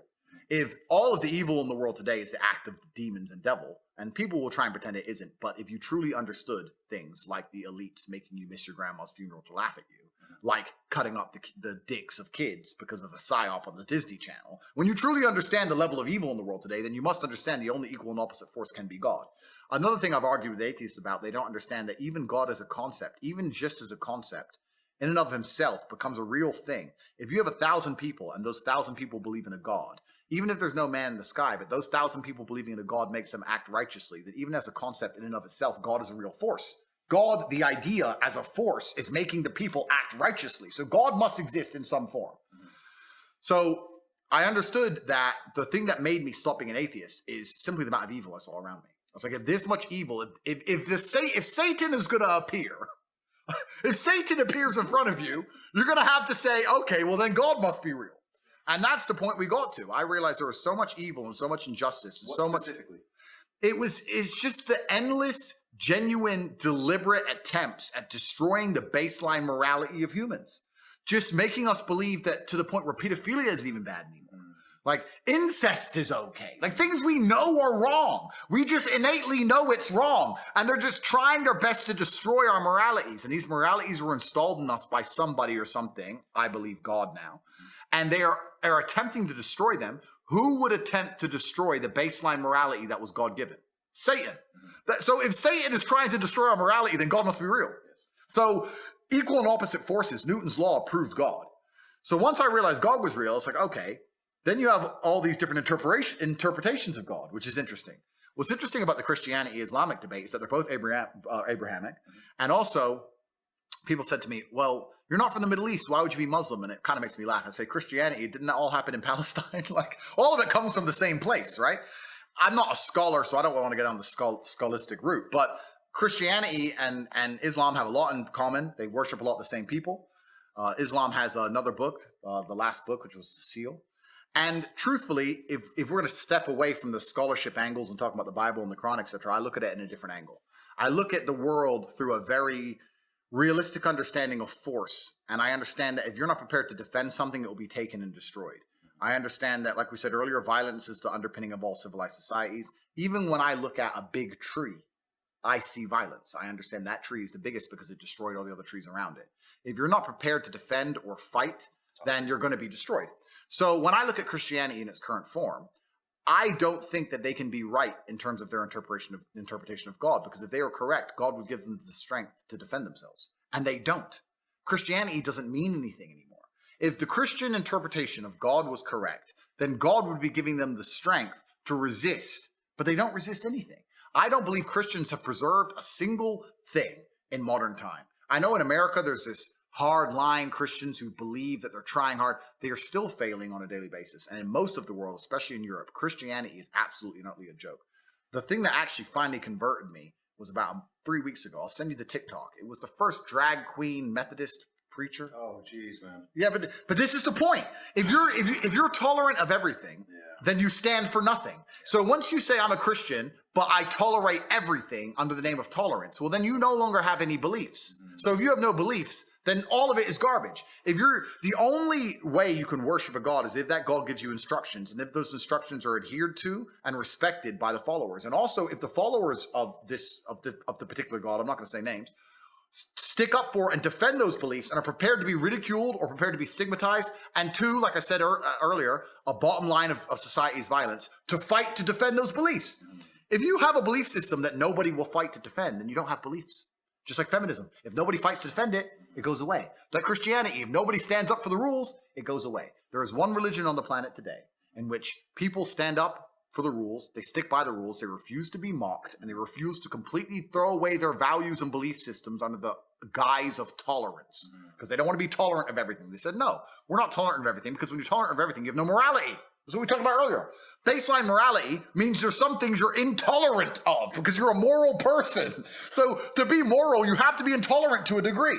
There's one religion on the planet, and that's Islam. So if I'm gonna worship God, and I'm gonna worship God in a way which is true to my own personal beliefs, also what I understand about the world, what I understand about strength, what I understand about defending ideals, then there's only one religion on earth I can respect. I can't respect Christians anymore. They set Notre Dame on fire. Imagine that was the other way around. Like, think about it for a second. I say this all the time. People walk around with t-shirts. Jesus is gay in TVs. They're making fun of Christianity on TV. They're mocking your God in front of your face, and Christians don't say a word. They don't say a word. They will take a preacher of whatever background which directly contradicts your holy book and put him in a church to teach to your children, and they will not say a fucking word. And then they sit there and go, well, they say tolerant because they're cowards. But the truth is this. If your interpretation of God and the world was right, I don't believe God would allow you to sit there and be such a fucking coward.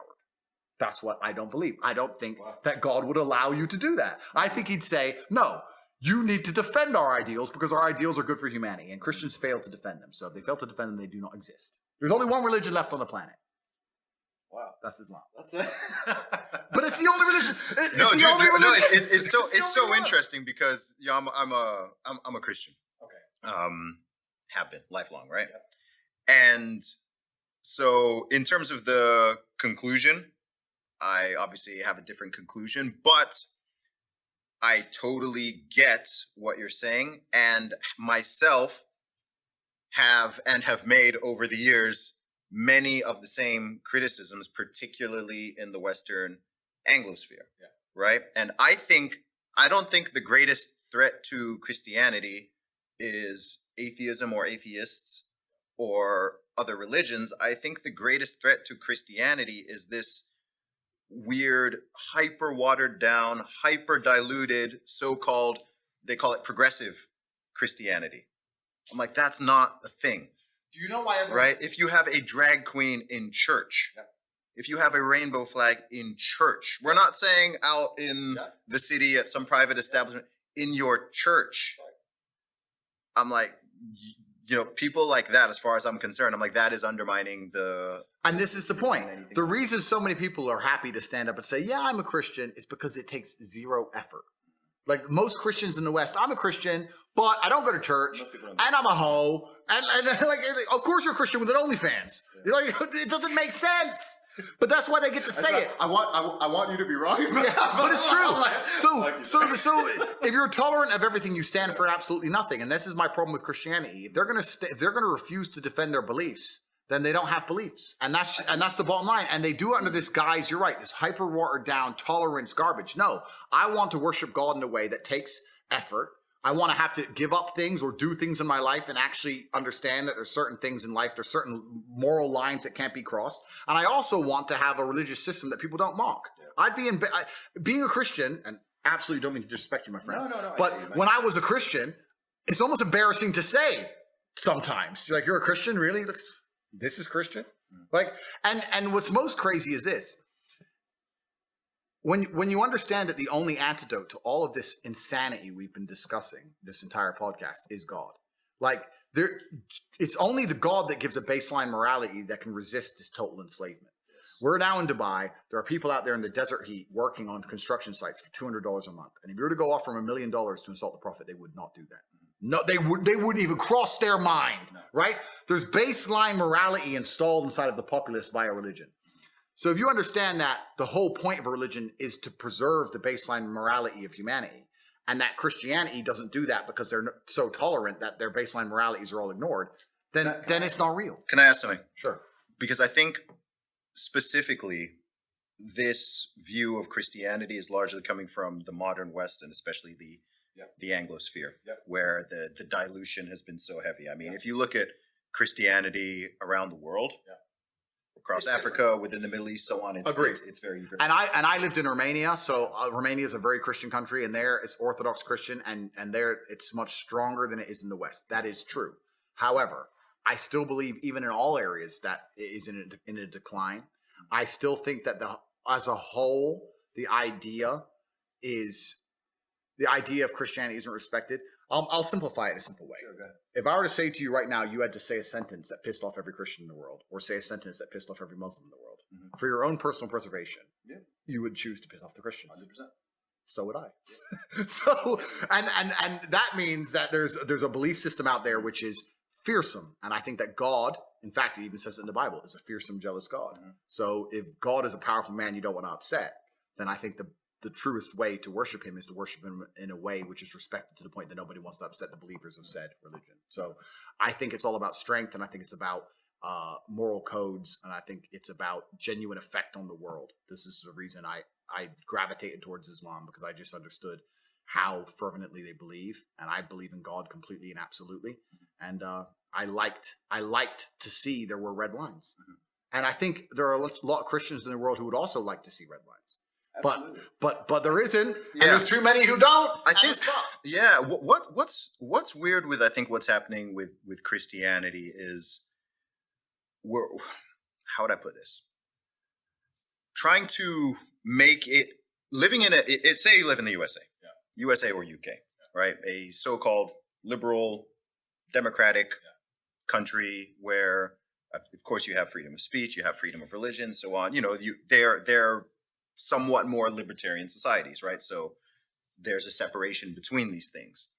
And I think an interesting question for whether someone's certainly an interesting question for Christians, but whatever someone's belief system is, how do you balance these things, right? How do you balance religious faith and the respect for religion and ultimate respect for God and so on, with also absolute freedom of speech and freedom of or from religion and this super inclusive, everyone go out.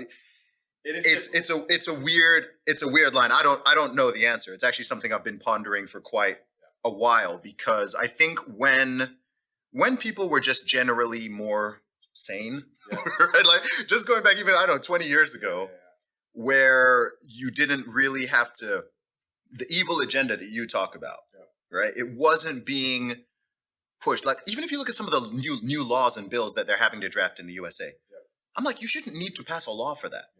People should just inherently know that, okay, you just don't do that thing, right? You don't need a law in the book. Like, come on, that's stupid. Like, you don't need a law. But now it's like they're having to pass legislation to say, oh, actually don't teach 6-year-olds about like, sexuality and sex and kinks.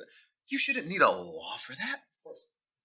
So yeah, I mean, it's a very interesting discussion because I share as especially as a Christian, I share a lot of those frustrations, and it's like how is that needle to be threaded? Yeah. And these churches where they've just gone fully woke, yeah. And there's no cross in the church, yeah. But there's a rainbow flag, there's a BLM flag, there's a trans flag. Yeah. Like to me, these things aren't meant to mix. I completely, and this is the unfortunate reality, is that if you have a belief system, any belief system, you're intolerant to a degree. To some extent. Because you believe in something. Sure. If you believe in something, there must be a degree of intolerance. That's all it is. If I believe that meat is better than fish, then I'm intolerant of fish to a degree, right? Like, this is just humanity, but this whole new guise of tolerance. Most people don't understand the true psyop. The true psyop is trying to convince you to be so tolerant that you have no morality. Yes. They're not trying to convince you to be tolerant so you're a moral person, you accept others. That's a lie. They're trying to convince you to be so tolerant that you have no morality at all. You're tolerant of everything. Sure, take all my money, lock me in my house. Sure, mess my kids' brains up in school. Sure, I'm tolerant. No, you're a dummy. So that's what this whole tolerance disguise is. It's to try and make sure you have no baseline morality, to make sure you have no opinion, and you offer no resistance to the enslavement by the machine. Yes. That's what they want. And this is why they keep talking about tolerance so hard. Most people don't even realize, most parents aren't even aware of the fact that they don't even raise their own kids. Mm-hmm. You don't raise your children. You go to work all day. Your wife goes to work all day because they've inflated you into the ground. There's no longer just a man working. Your woman doesn't get to stay home and instill the beliefs that you and her share. No, your kids go to school, and the school tells them what to fucking believe. And when they finish school, they sit on the internet, and the internet tells them what to believe. And they sit there, and they're just told what to believe from people other than you. And they're told that you need to be tolerant of these beliefs no matter what they are. Why are they doing this? So they can brainwash your children. I've seen videos on YouTube of children arguing with their own parents about things. And they say, where'd you hear that? School. You don't even raise your own kids anymore. And when I sit here and try and teach your kids something, I don't know, which is basically completely normal when the world was sane, like you said, the things I say, if I said 20 years ago, everyone would go, duh. Yeah. I say water is wet. And people are like, whoa, intolerant. It's crazy. So when I stand up and try and resist that programming, they delete me. But all the people who are for the agenda and for the system stay. Lil Nas, the rapper, he gets to have sex with the devil, right? And they'll sit there and they'll have full-grown adults telling your 6-7-year-old kid that if they feel like something else that day, then they get to be something else and they should have surgery that's going to affect them forever. And they're going to poison your kids' minds. You don't even raise your own children anymore. It's a fucking scary world. And this is the base reality of what's happening out there. And they're going to do all of it. Every single bit of it, all of this evil is done, all this degeneracy is done under the guise of tolerance. Tolerance is a scam. You have to be intolerant at a point. I'm not saying be intolerant of everything. I'm not saying be a bad person. I'm not saying attack anybody or hurt anybody. I'm saying that you need to at least become a point where you as an individual are intolerant of certain ideals. Even if somebody else has different ideals. I don't give a shit what a full-grown adult wants to do with his life. Fine. But do not bring it into my life. Do not affect my children. Do not infect my circle. I am intolerant of X ideals, and everyone I love and care about, who I am responsible for, will also be intolerant. That's what's scary. This is what I say all the time. I have no problem with LGBT. No problem. I don't care. You're a full-grown adult and you can do whatever you want. That's your prerogative. I believe you should be able to do that. That's fine. I don't agree with you programming other people's children. That's what I don't agree with, because you didn't have kids. You could program your own children. That's fine. If you decided to have sex in a particular way that prevents you from having children, that is once again your problem. But if you manage to have kids, you can program them however you see fit. You can instill your worldviews in them, as I will instill the worldviews I have in my children. I do not think it's fair for me and my wife to be working our asses off because our currency's inflated because of fucking the global elites, making sure we're barely on the breadline. And then you walking into a school with my children and telling my children things that I don't believe. That's where I draw the line. I become intolerant when you want to infect my kids with ideals that I disagree with. But if I say that, I'm a bigot, right? And people want me to say, no, Andrew, be so tolerant that you will accept anybody saying anything to your children and ruining their minds. And when I say ruining, yes, in my worldview, they would be ruined. Yes. I had kids so I could make them like me.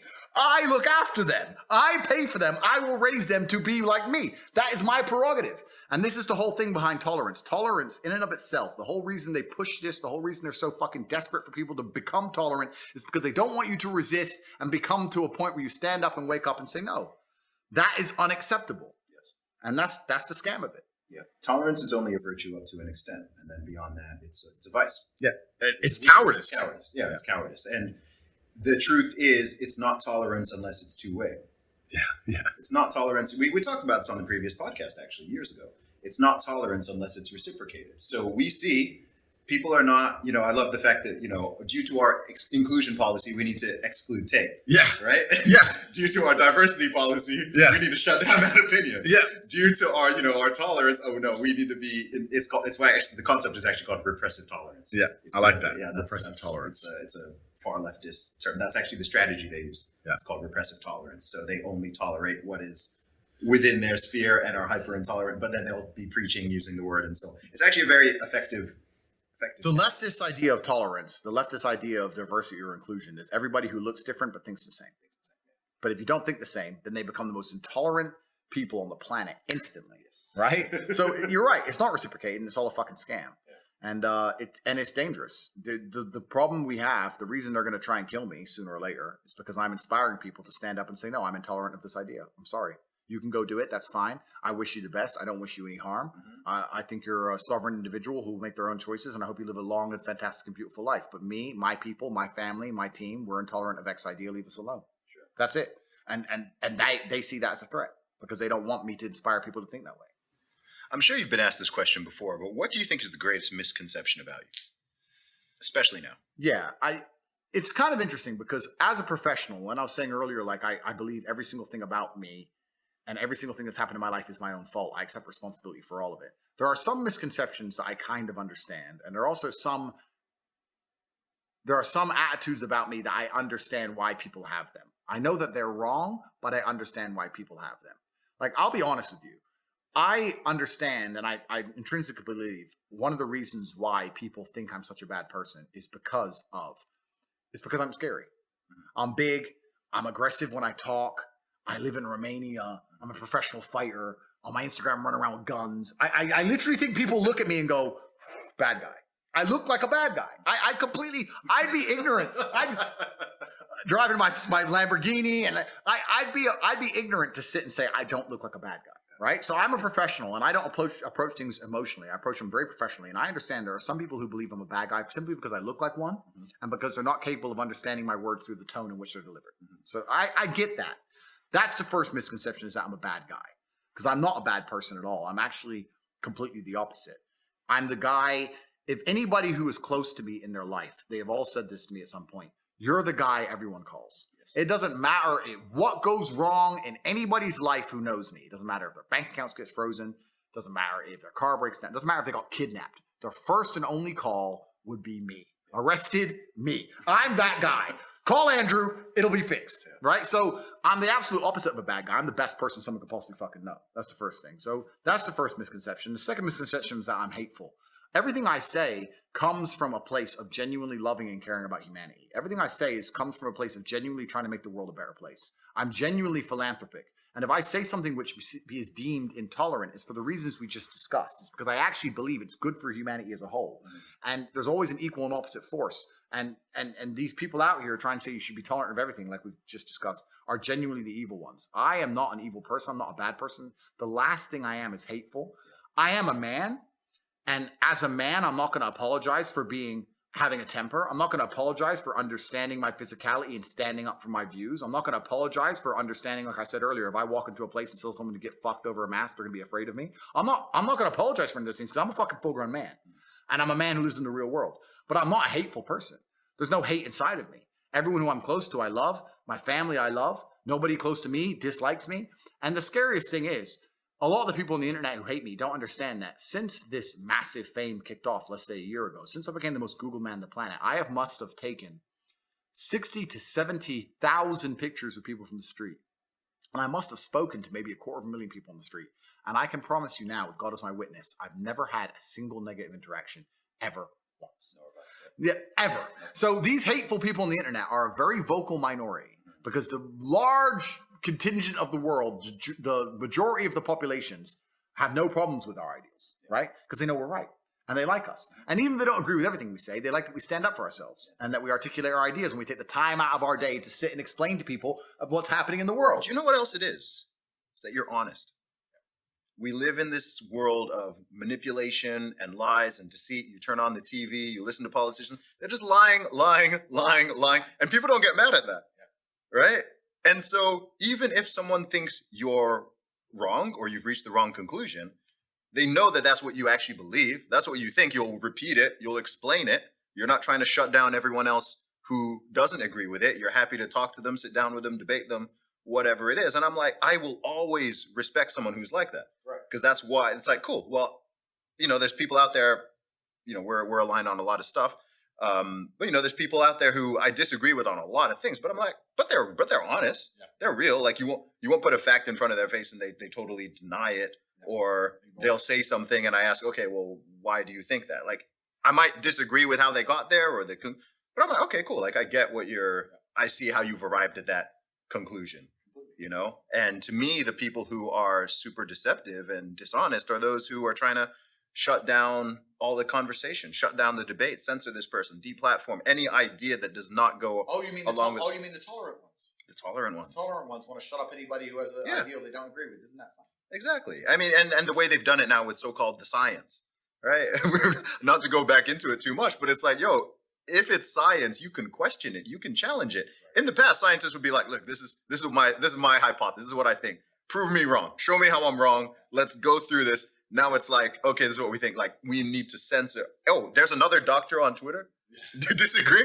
Get rid of him. Oh, there's a study coming out. Nope, get rid of that study. And here's where we come full circle. This is why I say we live in a matrix. Yeah. Because our body heat and our efforts and our ingenuity are being used by the machines. They are making us go to work and be the hardest working, smartest versions of ourselves. They're using our bodies, but they want our minds to live in a false reality. They don't want you to understand the truth about anything. They're giving you a computer-generated false reality for you to buy into, to occupy your mind long enough, to keep you functional enough to work, but not sentient enough to understand you're being fucked, and to just sit there until you pay taxes until you die. That's all they want. They don't want people to truly understand anything about the world. There's a reason why you go to school and you do not learn about taxes or money or banking or inflation or any of the fucking shit that's going on now. Yeah. The reason you don't learn the true version of history. It's the reason when you watch the news now, they don't tell you the truth about anything that's happening ever. And the only thing I can say to people is, if you know they've manipulated you in the past, if you're not so ignorant as to believe that you've been told the truth the entire time, if you understand reality and know that they've manipulated you in the past, why do you think they're not doing it right now?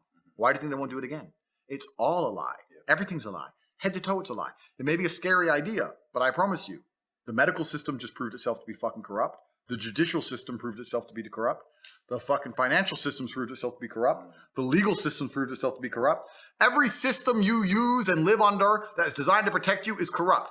Even me before COVID, I don't want to go back into that subject because I can go forever. But even before COVID, I would think, well, the medical system's probably not that corrupt. I mean, I knew it was corrupt because of healthcare and American prices are too high. But I thought, surely, the World Health Organization, they're just a bunch of doctors who want to help people. In my ignorance, how foolish of me to not understand that they are funded, and they're funded by people who are corrupt, and they're funded by Big Pharma, and Big Pharma wants money, and then they realize they don't just want money, they want power, and they want influence, and they want to lobby government, and they want to control things.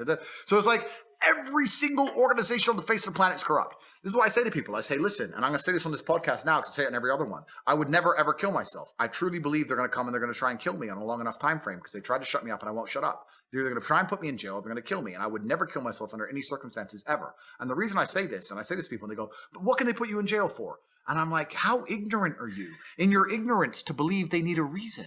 You believe it's fair. You believe I can get a lawyer and prove myself innocent. That's not how it works. They decide you're guilty long before and they find a reason why. And it doesn't matter what you do about it, you will pay the fucking price. It's not fair. None of it is. Every single system's corrupt. It actually annoys me when people say that to me. Well, just get a lawyer. Why? They can't put you in jail if you're innocent. Yes, they fucking can. And that's what people don't understand about the world. They can and they do and they fucking will. And that's what's scary.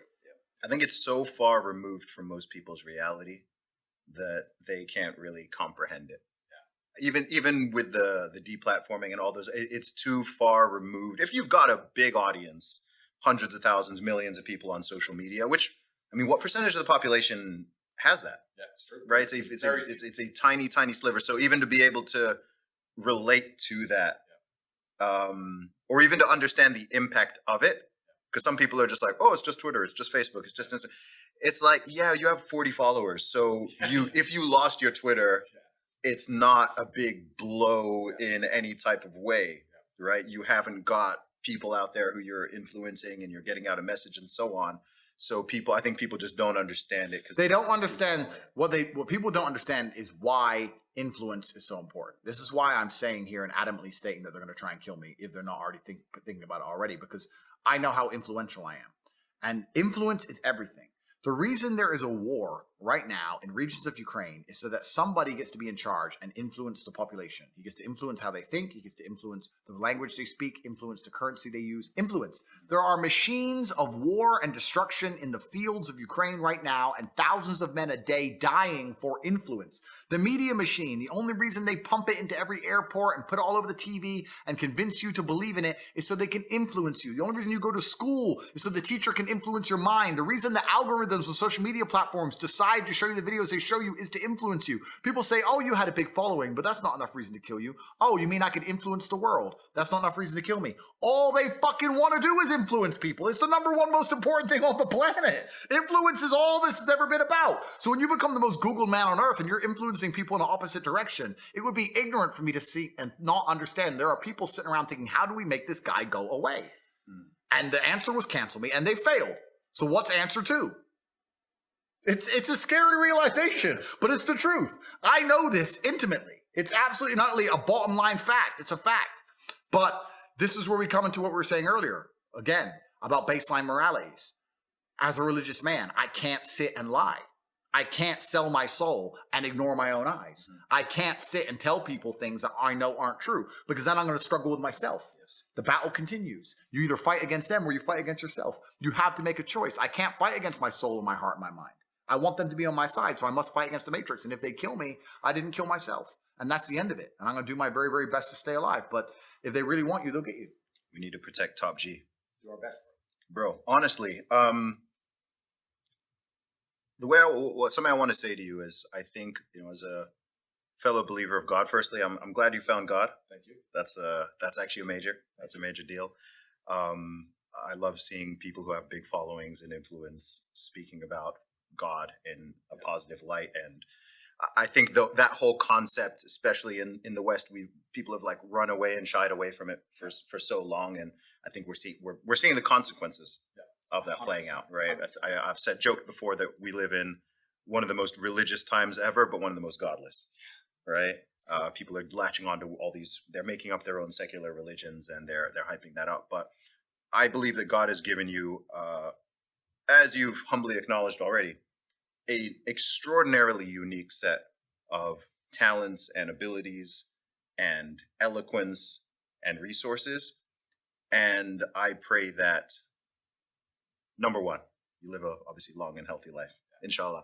But also that is used as, I think it's already being used as a net positive. But man, I think the amount of good that someone like yourself can do in this world, and I hope other people recognize this as well, regardless of what someone may currently think of Andrew Tate.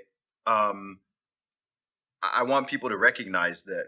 I think people like yourself, you're so, I think your voice is important, but I think it's even more important than you realize. I think over the course of the next years and decades, as we all go into the future and we're living in this brave new world of social media and influencers and this and that, those voices, those independent voices, are just going to become more and more important. And there's going to be people out there pushing all kinds of negativity and degeneracy and outright evil. Correct. And I think there's going to be people pushing back on the other side. And man, may God use you to do. Well, absolutely. And with great power comes great responsibility. And the battle's just begun. And I think the lines are being drawn now in real time. So I'm glad we're on the same side, friend. Awesome, man. Before we finish up, Andrew, where can people find you online? I know you're on Rumble. Where can they find you? Yes. So I'm on rumble.com/TateSpeech. That's my YouTube replacement. It's better than YouTube in every way. I recommend absolutely everybody move over to Rumble, because there's no point putting your time and effort and life into a platform that will delete you at random, right? So what did the Bible say? You're a Christian. It said, build your house on stone, not sand, right? So rumbles to stone. So I'm on rumble.com/Tate Speech. And once again, I implore everybody to do the same. I'm on Getter instead of Twitter @Cobra Tate. So I'm on both of these platforms, and it's very refreshing to speak freely. It's so nice to just type and not have to worry about if it's going to get reported. I just tell the truth. So on both these platforms. Also, my personal website is cobratate.com. On cobratate.com, I have a newsletter. I have an email list you can sign up for. It's completely free. I send out an email every single day discussing some of the topics we talked about, mental framing and that kind of thing. So on cobratate.com, and also the War Room and the Real World are two things I own and I operate, which are based around finance and network, which are also available on cobratate.com. You can find out more about them there. So that's where I am on the internet. And those three places, Getter @Cobra Tate, Rumble @Tate Speech, and cobratate.com, they can't delete me from. So that's where I'm going to stay. My man, appreciate you, bro. Cheers, bro.